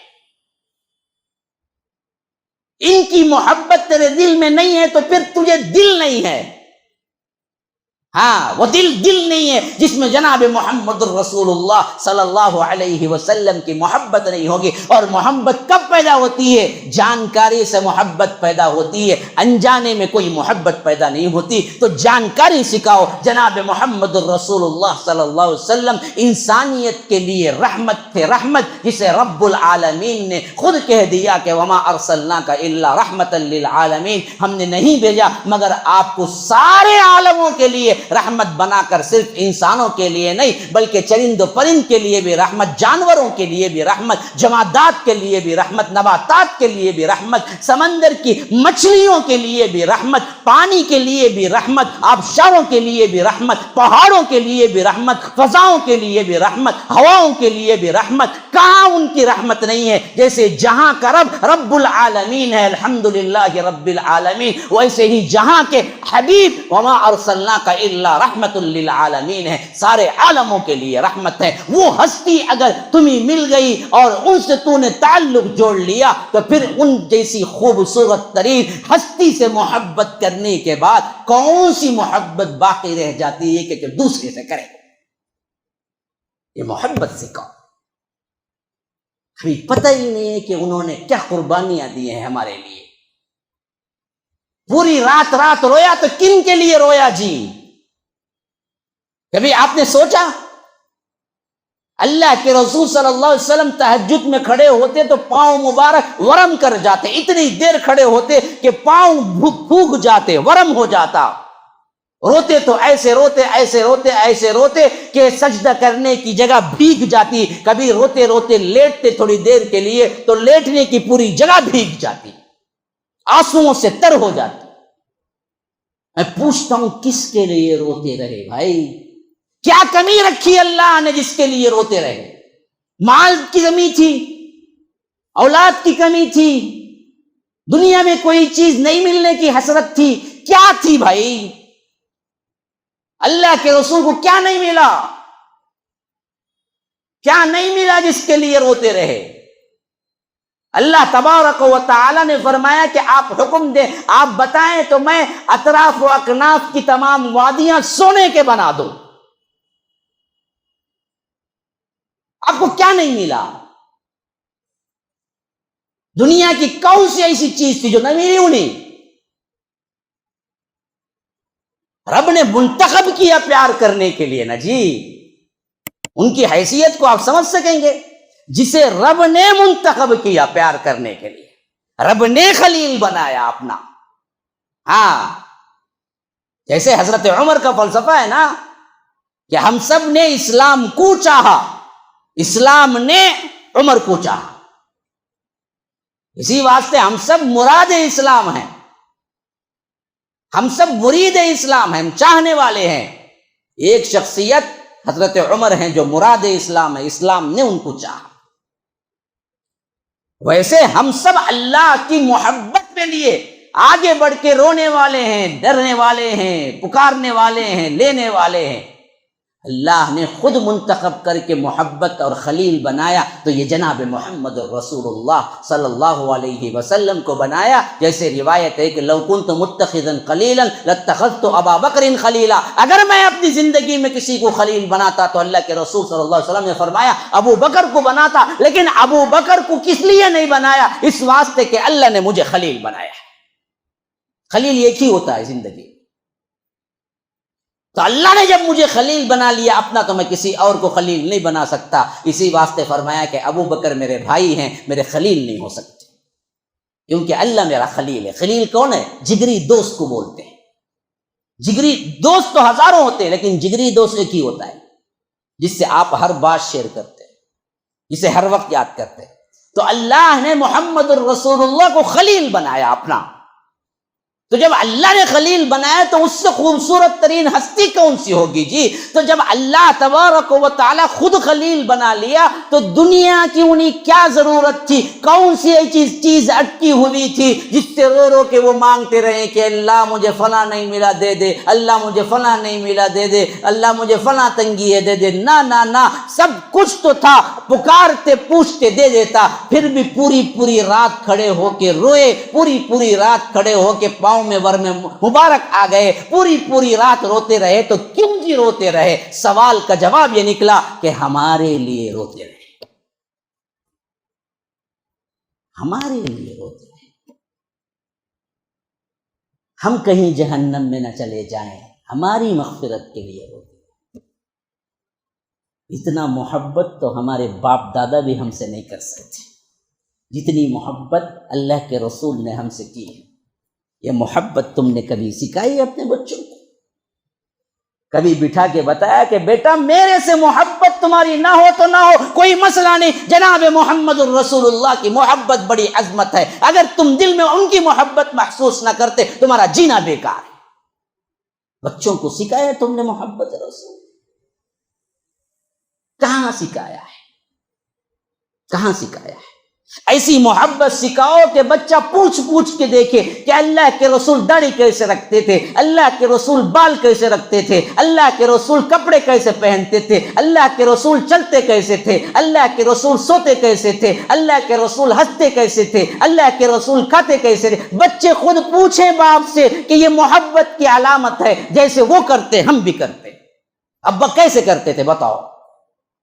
ان نوجوانوں کو میں دیکھتا ہوں نا بڑا خوش ہو جاتا ہوں جو اپنی بالوں کو رکھنے کی کوشش کرتے ہیں کہ تمام بال کھینچے اور اللہ کے رسول کی سنت کی پیروی میں۔ ان نوجوانوں کو دیکھتا ہوں تو خوشی سے میں اندر سے کھلکھلا اٹھتا ہوں، جو اللہ کے رسول کی پیروی میں جیسی داڑھی آئی ویسے رکھ لی، انہوں نے کبھی بلیڈ یا اس طرح اور شیونگ سیٹ نہیں لگایا، تو یہ صرف اور صرف محبت کے لیے رکھے اللہ کے رسول میں۔ حالانکہ ان کی داڑھی ادھر کٹی ہوئی، ادھر تھوڑی آئی، ادھر تھوڑی نہیں آئی، لیکن انہوں نے کبھی شیونگ نہیں کیا۔ یہ اللہ تبارک و تعالیٰ کے ولی ہیں چلتے پھرتے دنیا کے اندر۔ ایسے بھی نوجوان ہیں، ہم نے دیکھا ہے، بنا ہے انہوں نے۔ یہ محبت رسول ہے میرے بھائیوں، اصل پوری جڑ تو محبت رسول کی ہے۔ یہ علاج ہے، اصل علاج ہے۔ ہم نے چھوڑ دیا، ہماری نسلیں بگڑ گئی، انہیں آپ کا کوئی احترام نہیں ہے۔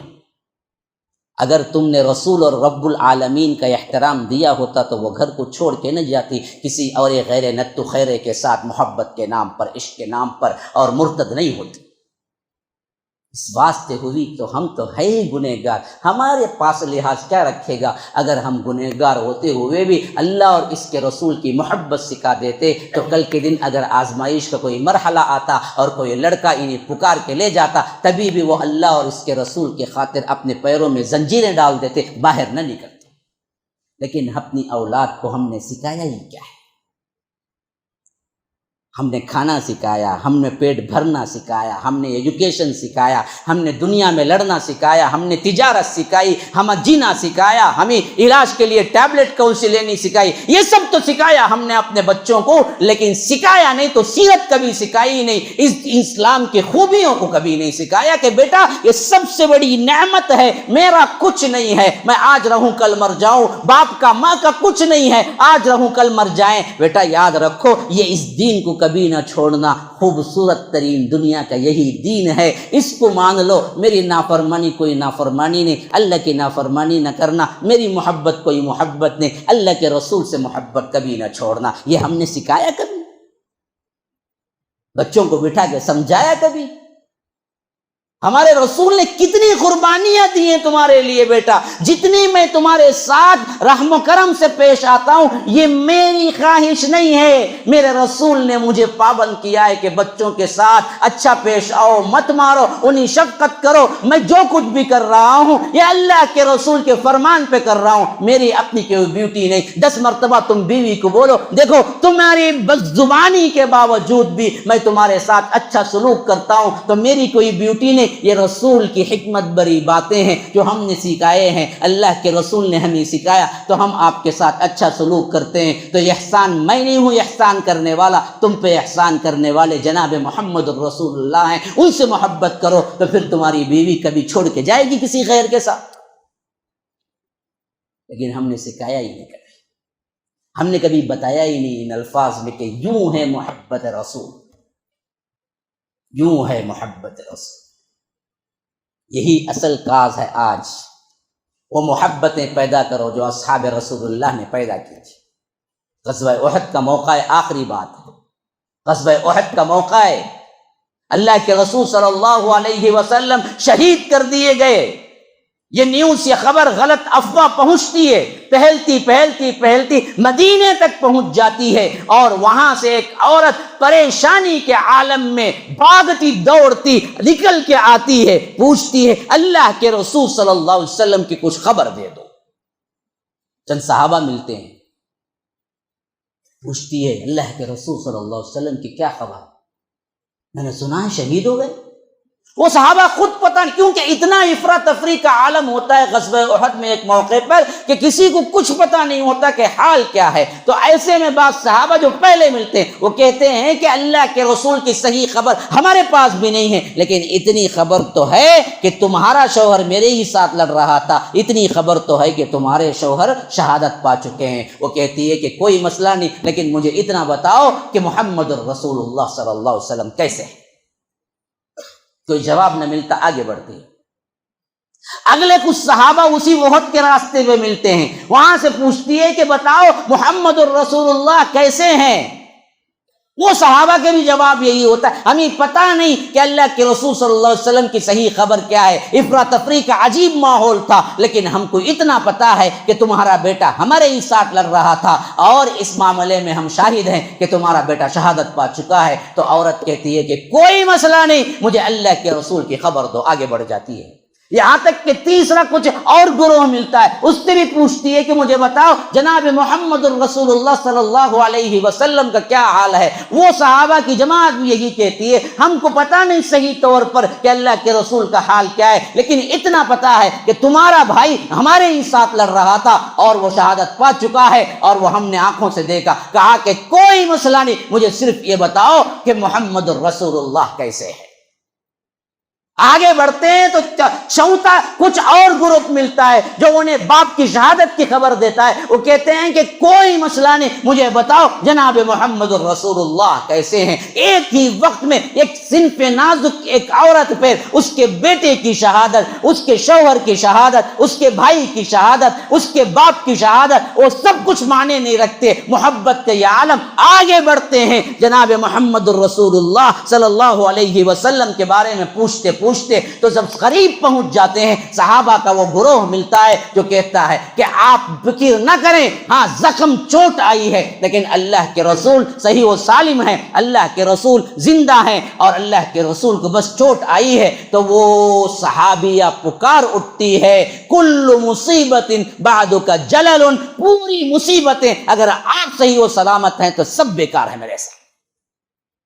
کوئی مصیبت نہیں ہے مجھے۔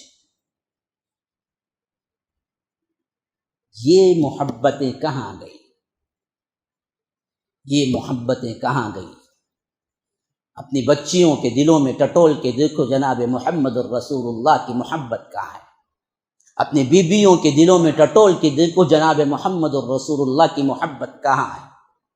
اپنے بھائیوں کے دلوں میں ٹٹول کے دیکھو، اپنے خاندانوں میں ٹٹول کے دیکھو، بڑے بڑے باتیں کرنے والوں کے ٹٹول کے دیکھو، محبت رسول کہاں ہے؟ کتنا جانتے ہیں اسلام کے محاسن کے بارے میں کہ اسلام نے اس انسانیت کو کیا دیا جو جہالت کے اتاہ گہرائیوں میں پڑی ہوئی تھی، جہاں زندہ درگور لڑکی کو ذبح کر دیا جاتا تھا، اسے دفنا دیا جاتا تھا۔ وَإِذَا الْمَوْءُودَةُ سُئِلَتْ بِأَيِّ ذَنبٍ قُتِلَتْ، اور زندہ گاڑی ہوئی لڑکی سے پوچھا جائے گا کہ کس جرم کی پاداش میں اسے گاڑ دیا گیا۔ جہاں پر ظلم تھا ظلم، جہاں پر انسانیت کہنے سے شرما رہی تھی، اس سب تو اسلام نے دیا۔ جہاں سے آپ کو تمدن تہذیب ملا، اسی اسلام کو تم نے نہ جانا اور سمجھ لیا کہ یہ آج کے یورپین کنٹریز نے دنیا کو بہت کچھ دیا ہے۔ اللہ کی قسم جھوٹ بات ہے، یورپین کنٹریز کو بھی تہذیب و تمدن دینے والا یہ اسلام ہے۔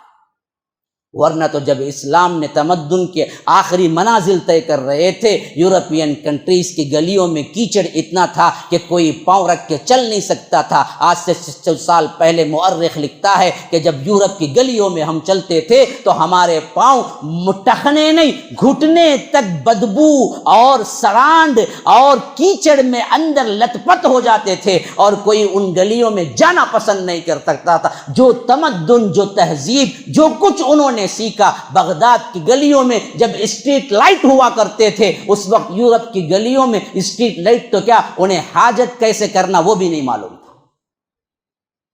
دیا تو اسلام نے دیا انہیں سب کچھ۔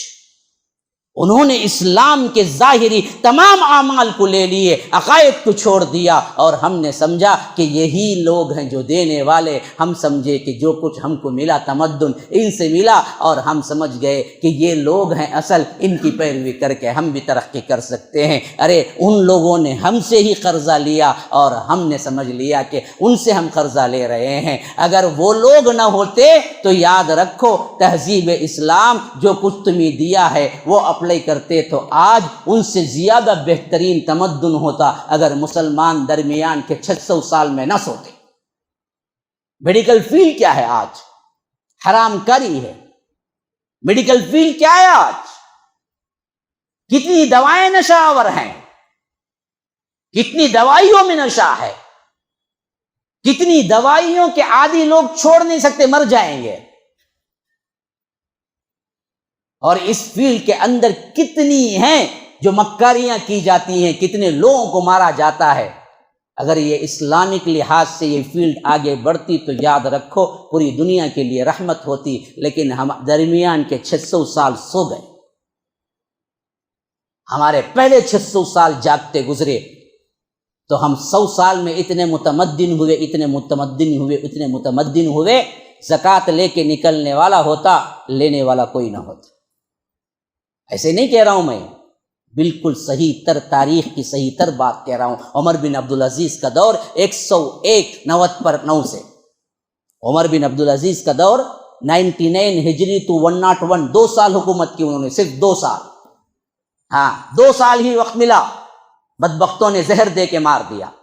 حضرت عمر بن عبدالعزیز 99 پہ خلافت پہ آئے، 101 پہ کیا ہے، زہر کی وجہ سے وفات پا گئے، جبکہ ان کی عمر 39 ایئرس تھی، بس 40 بھی نہیں ہوئی تھی۔ لیکن ان کا دور جب اسلام مکمل طور پر یہاں پر اپلائی کیا گیا تو زکوٰۃ لے کے نکلنے والے تو تھے، لینے والا کوئی نہیں تھا، یعنی کوئی غریب ہی نہیں تھا۔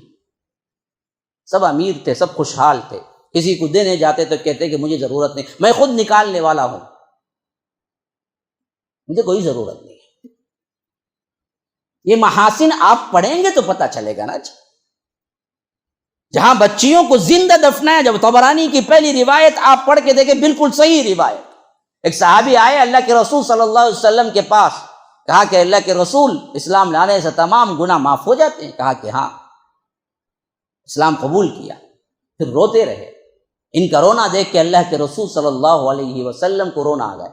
کہا کہ کہو کیا مسئلہ ہے تمہارا؟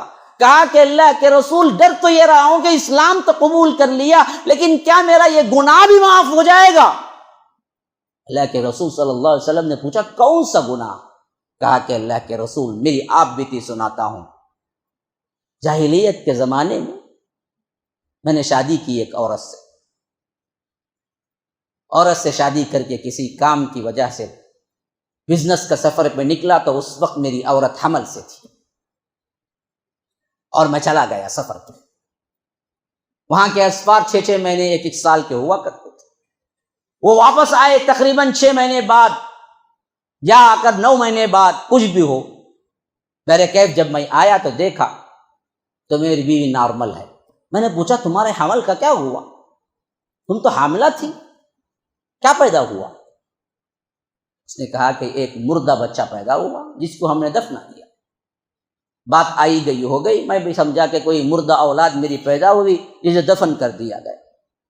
پھر اس کے بعد یہ ہوا کہ میرے پڑوس میں ایک بچی آ کے کبھی کبھی میرے ساتھ کھیلنے لگتی تھی، چھوٹی سی بڑی خوبصورت سی بچی، اور اس سے میں بھی کیا ہے کبھی کبھی کھیلا کرتا تھا۔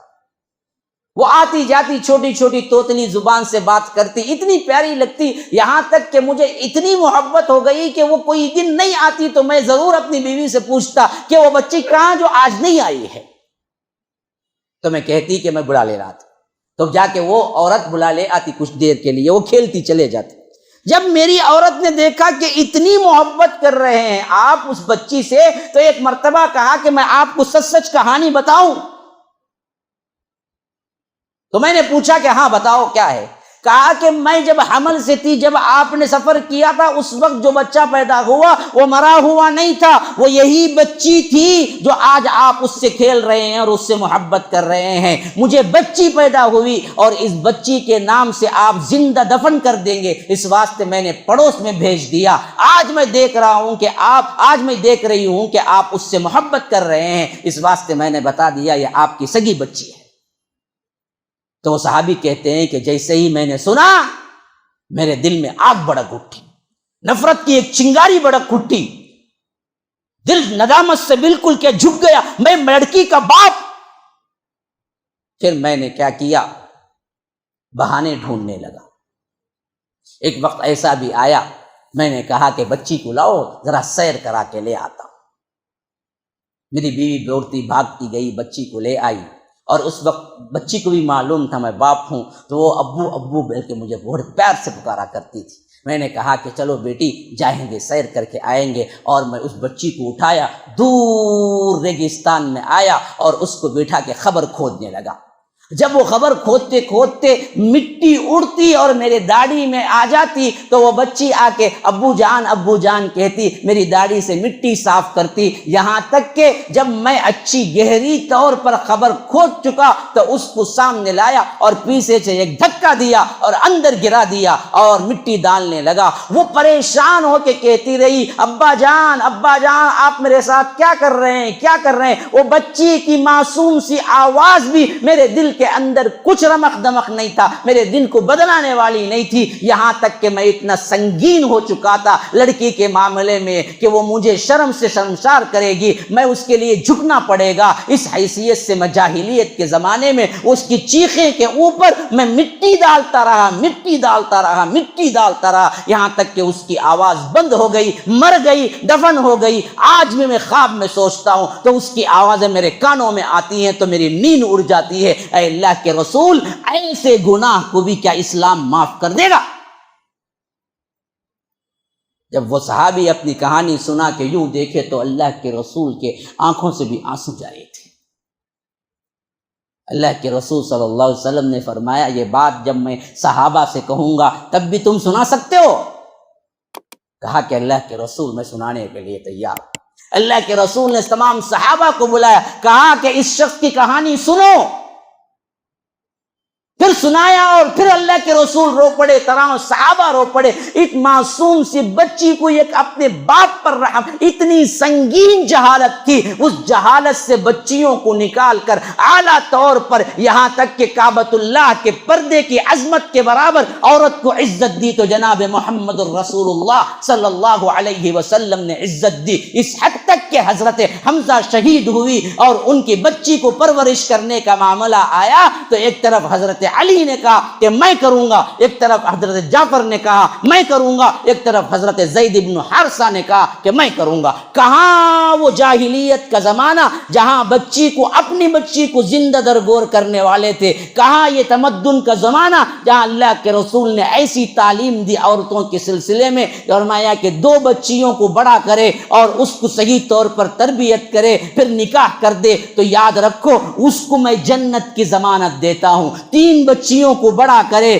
اور اس کو اچھی تربیت کرے، شادی کر کے دے تو میں اس کو جنت کی ضمانت دیتا ہوں۔ ایک صحابی کہتے ہیں کسی نے اٹھ کے کہا کہ دو کے لیے، تو کہا کہ دو کے لیے بھی میں جنت کی ضمانت دیتا ہوں۔ صحابی کہتے ہیں کوئی پوچھنے والا اٹھ کے ایک کا نہیں پوچھا، لیکن مجھے امید ہے کوئی پوچھنے والا اٹھ کے ایک کا پوچھتا تو اللہ کے رسول جنت کی ضمانت دیتے۔ لڑکی کو اللہ کی رحمت قرار دیا، اتنا معزز بنایا، اتنا معزز بنایا اسلام نے، اللہ کے رسول نے۔ اس تربیت کا نتیجہ تھا کہ حضرت حمزہ کی بیٹی تھی، حمزہ شہید ہو گئے غزوہ احد میں، بیٹی کو پرورش کرنے کا معاملہ آیا، کہاں سگی اپنی بیٹی کو دفن کرنے والے جاہلیت کے زمانے کے وہ لوگ، کہاں یہ ایک متمدن علاقہ، یہ متمدن لوگ کہ اللہ کے رسول کے پاس جھگڑے کے طور پر آ گئے۔ حضرت زید بن حارثہ نے کہا کہ اللہ کے رسول آپ نے مجھے حضرت حمزہ کے ساتھ بھائی بنایا تھا، اس واسطے میں زیادہ حق رکھتا ہوں کہ حضرت حمزہ کی بیٹی کو میں پرورش کروں۔ حضرت علی نے فرمایا تھا اللہ کے رسول میری رشتہ داری ہے حضرت حمزہ سے تو مجھے حق پہنچتا ہے کہ میں حضرت حمزہ کی بیٹی کی پرورش کروں۔ حضرت جعفر بن ابی طالب نے فرمایا کہ اللہ کے رسول میرا مقدمہ سب سے مضبوط ہے کیونکہ میری بیوی اس بچی کی خالہ ہے، یعنی جس عورت سے حضرت حمزہ نے نکاح کیا تھا وہ حضرت جعفر بن ابی طالب کی بیوی، دونوں بہنیں تھیں۔ تو حضرت حمزہ نے کہا کہ اللہ کے رسول میری بیوی حضرت حمزہ کی اس بچی کی خالہ ہے، تو میرا مضبوط ترین میرا معاملہ ہے کہ میں اس بچی کی پرورش کروں۔ اللہ کے رسول مسکرا پڑے، کہا کہ بات صحیح کہتے ہو، خالہ بمنزل ماں کے ہوتی ہے، یہ کہتے ہوئے فرمایا کہ جعفر تم اس بچی کو لے جاؤ پرورش کرو۔ بچی کی پرورش میں تین لوگ کھڑے ہو گئے کہ ہم کریں گے۔ وہ زمانہ ابھی 2-3 سال پہلے کا زمانہ یہ تھا کہ زندہ درگور کر دیتے۔ وَإِذَا بُشِّرَ أَحَدُهُمْ بِالْأُنثَىٰ ظَلَّ وَجْهُهُ مُسْوَدًّا وَهُوَ كَظِيمٌ يَتَوَارَىٰ مِنَ الْقَوْمِ مِنْ سُوءِ مَا بُشِّرَ بِهِ أَيُمْسِكُهُ عَلَىٰ هُونٍ أَمْ يَدُسُّهُ فِي التُّرَابِ أَلَا سَاءَ مَا يَحْكُمُونَ۔ جب کسی انسان کو جاہلیت کے زمانے میں بچی کی خوشخبری دی جاتی، اللہ کہتا ہے وَإِذَا بُشِّرَ أَحَدُهُمْ بِالْأُنثَىٰ ظَلَّ وَجْهُهُ، غم سے اس کا چہرہ سیاہ ہو جاتا تھا، مسودن وہو کظیم، سیاہ چہرہ لے کر چھپ چھپ کے یتوارا من القوم من سوء، اپنے قوم سے اپنے چہرے کو چھپائے پھرتا تھا کہ مجھے لڑکی کا باپ ہونے کا طعنہ دیں گے، اور ذہن میں سوچتا تھا ام یدسہ فی التراب، میں اسے زندہ زمین میں کیوں نہ گاڑ دوں، الا ساء ما یحکمون، بدبختو کیا کیسا برا حکم لگاتے ہو تم بچیوں کے معاملے میں۔ اللہ نے ان بچیوں کو، ان عورتوں کو اتنا معزز کیا، اتنا معزز فرمایا کہ ایک محسنہ پر، ایک خوبصورت، ایک پاکیزہ تر عورت پر اگر کوئی الزام لگائے تو وہ کعبے کے پردے کے برابر کی عزت کا حامل ہے، اور کعبے کے پردے کے برابر اس کی عزت ہے۔ ان عزتوں پر کوئی بے داغ حملہ لگائے اور اس پر داغ دھبہ لگائے، زنا کی تہمت لگائے، تو قرآن نے سورہ نور میں قیامت تک کے لیے یہ آیت رکھ دیا کہ والذین یرمون المحصنات ثم لم یأتوا بأربعة شہداء فجلدوہم 80 جلدہ ولا تقبلوا لهم شہادتا ابدا۔ جو کوئی محسنہ عورت، پاکیزہ عورت پر یہ الزام لگائے کہ وہ زانیہ ہے، یہ برائی کا الزام لگائے، والذین یرجون المحصنات، کیا فرمایا میں ابھی، والذین یرمون المحصنات ثم لم یأتوا بأربعة شہداء، 4 گواہ نہ لائیں گے، آنکھوں دیکھے 4 گواہ، آنکھوں دیکھے 4 گواہ نہیں لائیں گے اس عورت کی بدکاری کے معاملے میں، فجلدوہم 80 جلدہ، 80 کوڑے مارو اس کو۔ عورت کی اتنی عزت بڑھائی گئی، اتنی عزت کہ اگر آپ کہیں کوئی جا رہی ہے، بیٹھے بیٹھے کہیں کہاں جاتی معلوم، اس کی آشنا کرنے جاتی جی انہیں، اب شریعت ہوگی تو شریعت پوچھے گی 4 گواہ لے کے آؤ، آنکھوں دیکھے اس نے واقعتاً برائی کی ہے، 4 گواہ نہیں لائے تو شریعت بولنے والے کو بولنے کی سزا کتنا دے گی؟ 80 کوڑے مارے، 80 کوڑے، ایک عورت کی عزت۔ والذین یرمون المحصنات ثم لم یاتوا، کسی محسنہ پاک باز عورت پر یہ چیز آپ لاگو کریں گے، اس پر زنا کی تہمت لگائیں گے، ثم لم یاتوا باربعۃ شہداء، 4 گواہ نہیں لائیں گے، تو اللہ تعالیٰ کہتا ہے پھر تو کیا ہے؟ فجلدوہم 80 جلدہ، اسے 80 کوڑے بھی مارے جائیں گے، ولا تقبلوا لہم شہادۃ ابدا، پھر زندگی بھر اس کی گواہی قبول نہیں کی جائے گی۔ اسی آیت کے چلتے آپ کو معلوم ہونا چاہیے جب حضرت اماں عائشہ پر لگی تہمت زنا کی تو کچھ صحابہ اور وہ بھی وہ صحابہ جو بڑے بڑے مقام والے تھے، ان کی زبان سے بھی نکل گیا کہ شاید اماں عائشہ نے ایسا کیا ہو، تو جب یہ آیت نازل ہوئی اللہ کے رسول نے ان صحابہ کو بھی 80 کوڑے مارے۔ معلوم ہے آپ کو؟ ہاں، 3 صحابہ تھے، ایک تو وہ تھے جو بدری تھے، مستح بدری صحابی تھے، ان کی زبان سے نکل گیا ہاں اماں عائشہ نے شاید، تو اللہ کے رسول نے جیسے ہی آیت ہوئی مستح پر 80 کوڑے لگائے۔ اور ایک شاعر رسول حسان بن ثابت، بہت بڑے شاعر اللہ کے رسول کے زمانے میں، یہاں تک کہ اللہ کے رسول کہتے ہیں ان کے لیے چیئر لگاؤ، کرسی لگاؤ، اور یہ جب شعر پڑھتے تھے تو اللہ کے رسول کہتے تھے کہ جبرائیل ان کی مدد کو آتے ہیں۔ ایسے صحابی لیکن زبان سے نکل گیا غلط کلمہ تو 80 کوڑے مارے گئے۔ اور حضرت زینب بنت جہش کے بہن حمنہ بنت جہش، ان کو بھی 80 کوڑے مارے گئے۔ یہ 3 صحابہ ہیں جن کی زبان سے حضرت عائشہ پر وہ بات نکل گئی اور اللہ نے پاکیزگی اتار دی، تو اللہ کے رسول نے اس آیت کے حکم کی وجہ سے تینوں پہ 80 کوڑے مارے۔ یہ ہے عورتوں کی عزت جو اسلام نے دی۔ یہ ایک موضوع، 1-2 واقعات جو میں نے بولا، آپ پڑھ جاؤ سیرت کی کتابوں میں کیسے کیسے قوانین انسانیت کو اللہ کے رسول صلی اللہ علیہ وسلم نے دیا، جس سے آج بھی کچھ لیا ہے یورپین کنٹریز نے، تو وہ سب کا سب اسلام تھے۔ میں نے آپ کو بحیثیت صرف ایک اشارے کے کہتا ہوں، اقوام متحدہ یونائٹڈ جو نیشن بنا گیا، اس وقت جو منشور وہاں پر لکھا گیا، اس منشور کے زیادہ تر نقطے حجۃ الوداع کا خطبے سے ان لوگوں نے لے کے لکھا ہے۔ ہاں، جو اقوام متحدہ بنا، جس کے اصول پورے انسانیت کے لیے ایک قومی پلیٹ فارم بنایا گیا، جس سے ہم جہاں بھی ظلم ہوا پوچھیں گے، تو یاد رکھو اقوام متحدہ کے منشور کو بنانے والے سب کے سب حجۃ الوداع کے خطبے کے نقطے نکال کے ہی انہوں نے منشور بنایا ہے، جہاں اللہ کے رسول نے مسلمانوں کی نہیں پوری انسانیت کی پاسداری کے لیے احکامات دیے کہ دیکھو خون محترم ہے، کسی ایک کو قتل نہ کرنا۔ فرمایا کہ آج کون سا دن ہے؟ کہا کہ عید الاضحیٰ کا مبارک ترین دن۔ فرمایا کہ آج کون سا مہینہ ہے؟ فرمایا کہ اللہ کے رسول ذی الحجہ کا مہینہ ہے۔ پھر اللہ کے رسول نے پوچھا کہ فرماؤ کہ آج کی تاریخ کا آپ کہاں کھڑے ہوئے ہیں، کون سا مقام ہے؟ لوگوں نے کہا کہ اللہ کے رسول مکہ مکرمہ حرم کے اندر کھڑے ہوئے ہیں۔ تو اللہ کے رسول صلی اللہ علیہ وسلم نے فرمایا لوگوں آگاہ ہو جاؤ، جس طرح اس مہینے کا احترام ہے، جس طرح اس جگہ کا احترام ہے، جس طرح اس دن کا احترام ہے، ویسے ہی ایک دوسرے کا خون محترم ہے، ایک دوسرے کی عزت محترم ہے۔ اگر کوئی کسی کی عزت لے گا پنشمنٹ دیے جائے، اگر کوئی کسی کو قتل کرے گا بدلے میں قتل کیا جائے گا، پورے انسان برابر ہیں۔ سب آدم اور حوا کے اولاد ہیں. لا فضل لعربی ولا لعجمی ولا لاحمر ولا لاسود الا بالتقوی، سوائے تقوی کے کسی کو کسی پر کوئی فضیلت نہیں. کالے کو گورے پر کوئی فضیلت نہیں، گورے کو کالے پر کوئی فضیلت نہیں، اور کوئی عربی کو کسی عجمی پر، کسی عجمی کو کسی عربی پر کوئی فضیلت نہیں سوائے اللہ تبارک و تعالی سے. زیادہ جو ڈرتا ہوگا اسی کو فضیلت ہوگی.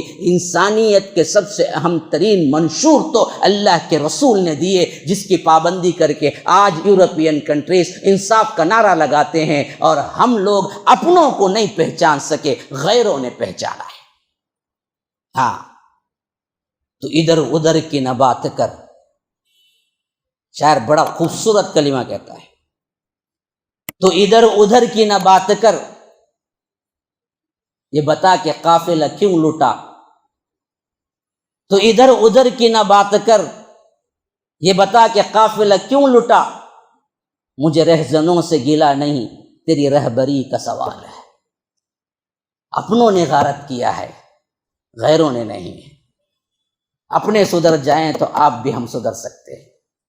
هذا وباللہ التوفیق وصلی اللہ وسلم علی نبینا محمد. اسأل اللہ لی ولکم ولسائر المسلمین من کل ذنب فاستغفروه انه هو الغفور الرحیم. السلام علیکم ورحمۃ اللہ وبرکاتہ.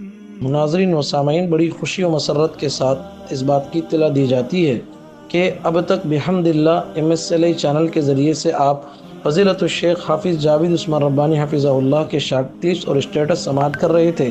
اب آپ لوگوں کی آسانی کے لیے حافظ جاوید عثمان ربانی شارٹ کلپس کے نام سے ایک الگ چینل اوپن کیا گیا ہے، جس کے ذریعے سے آپ شارٹ کلپس ہی پائیں گے. تفسیری خطابات کے لیے آپ MSLA چینل کی طرف رجوع کریں. آپ تمام سے گزارش ہے جلد از جلد ہمارے اس چینل کو سبسکرائب کریں اور بیل آئیکن کے ذریعے سے روزانہ کے اپڈیٹ حاصل کریں. جزاکم اللہ خیرہ. MSLI TV، رہنمائی بدلتی دنیا کے لیے.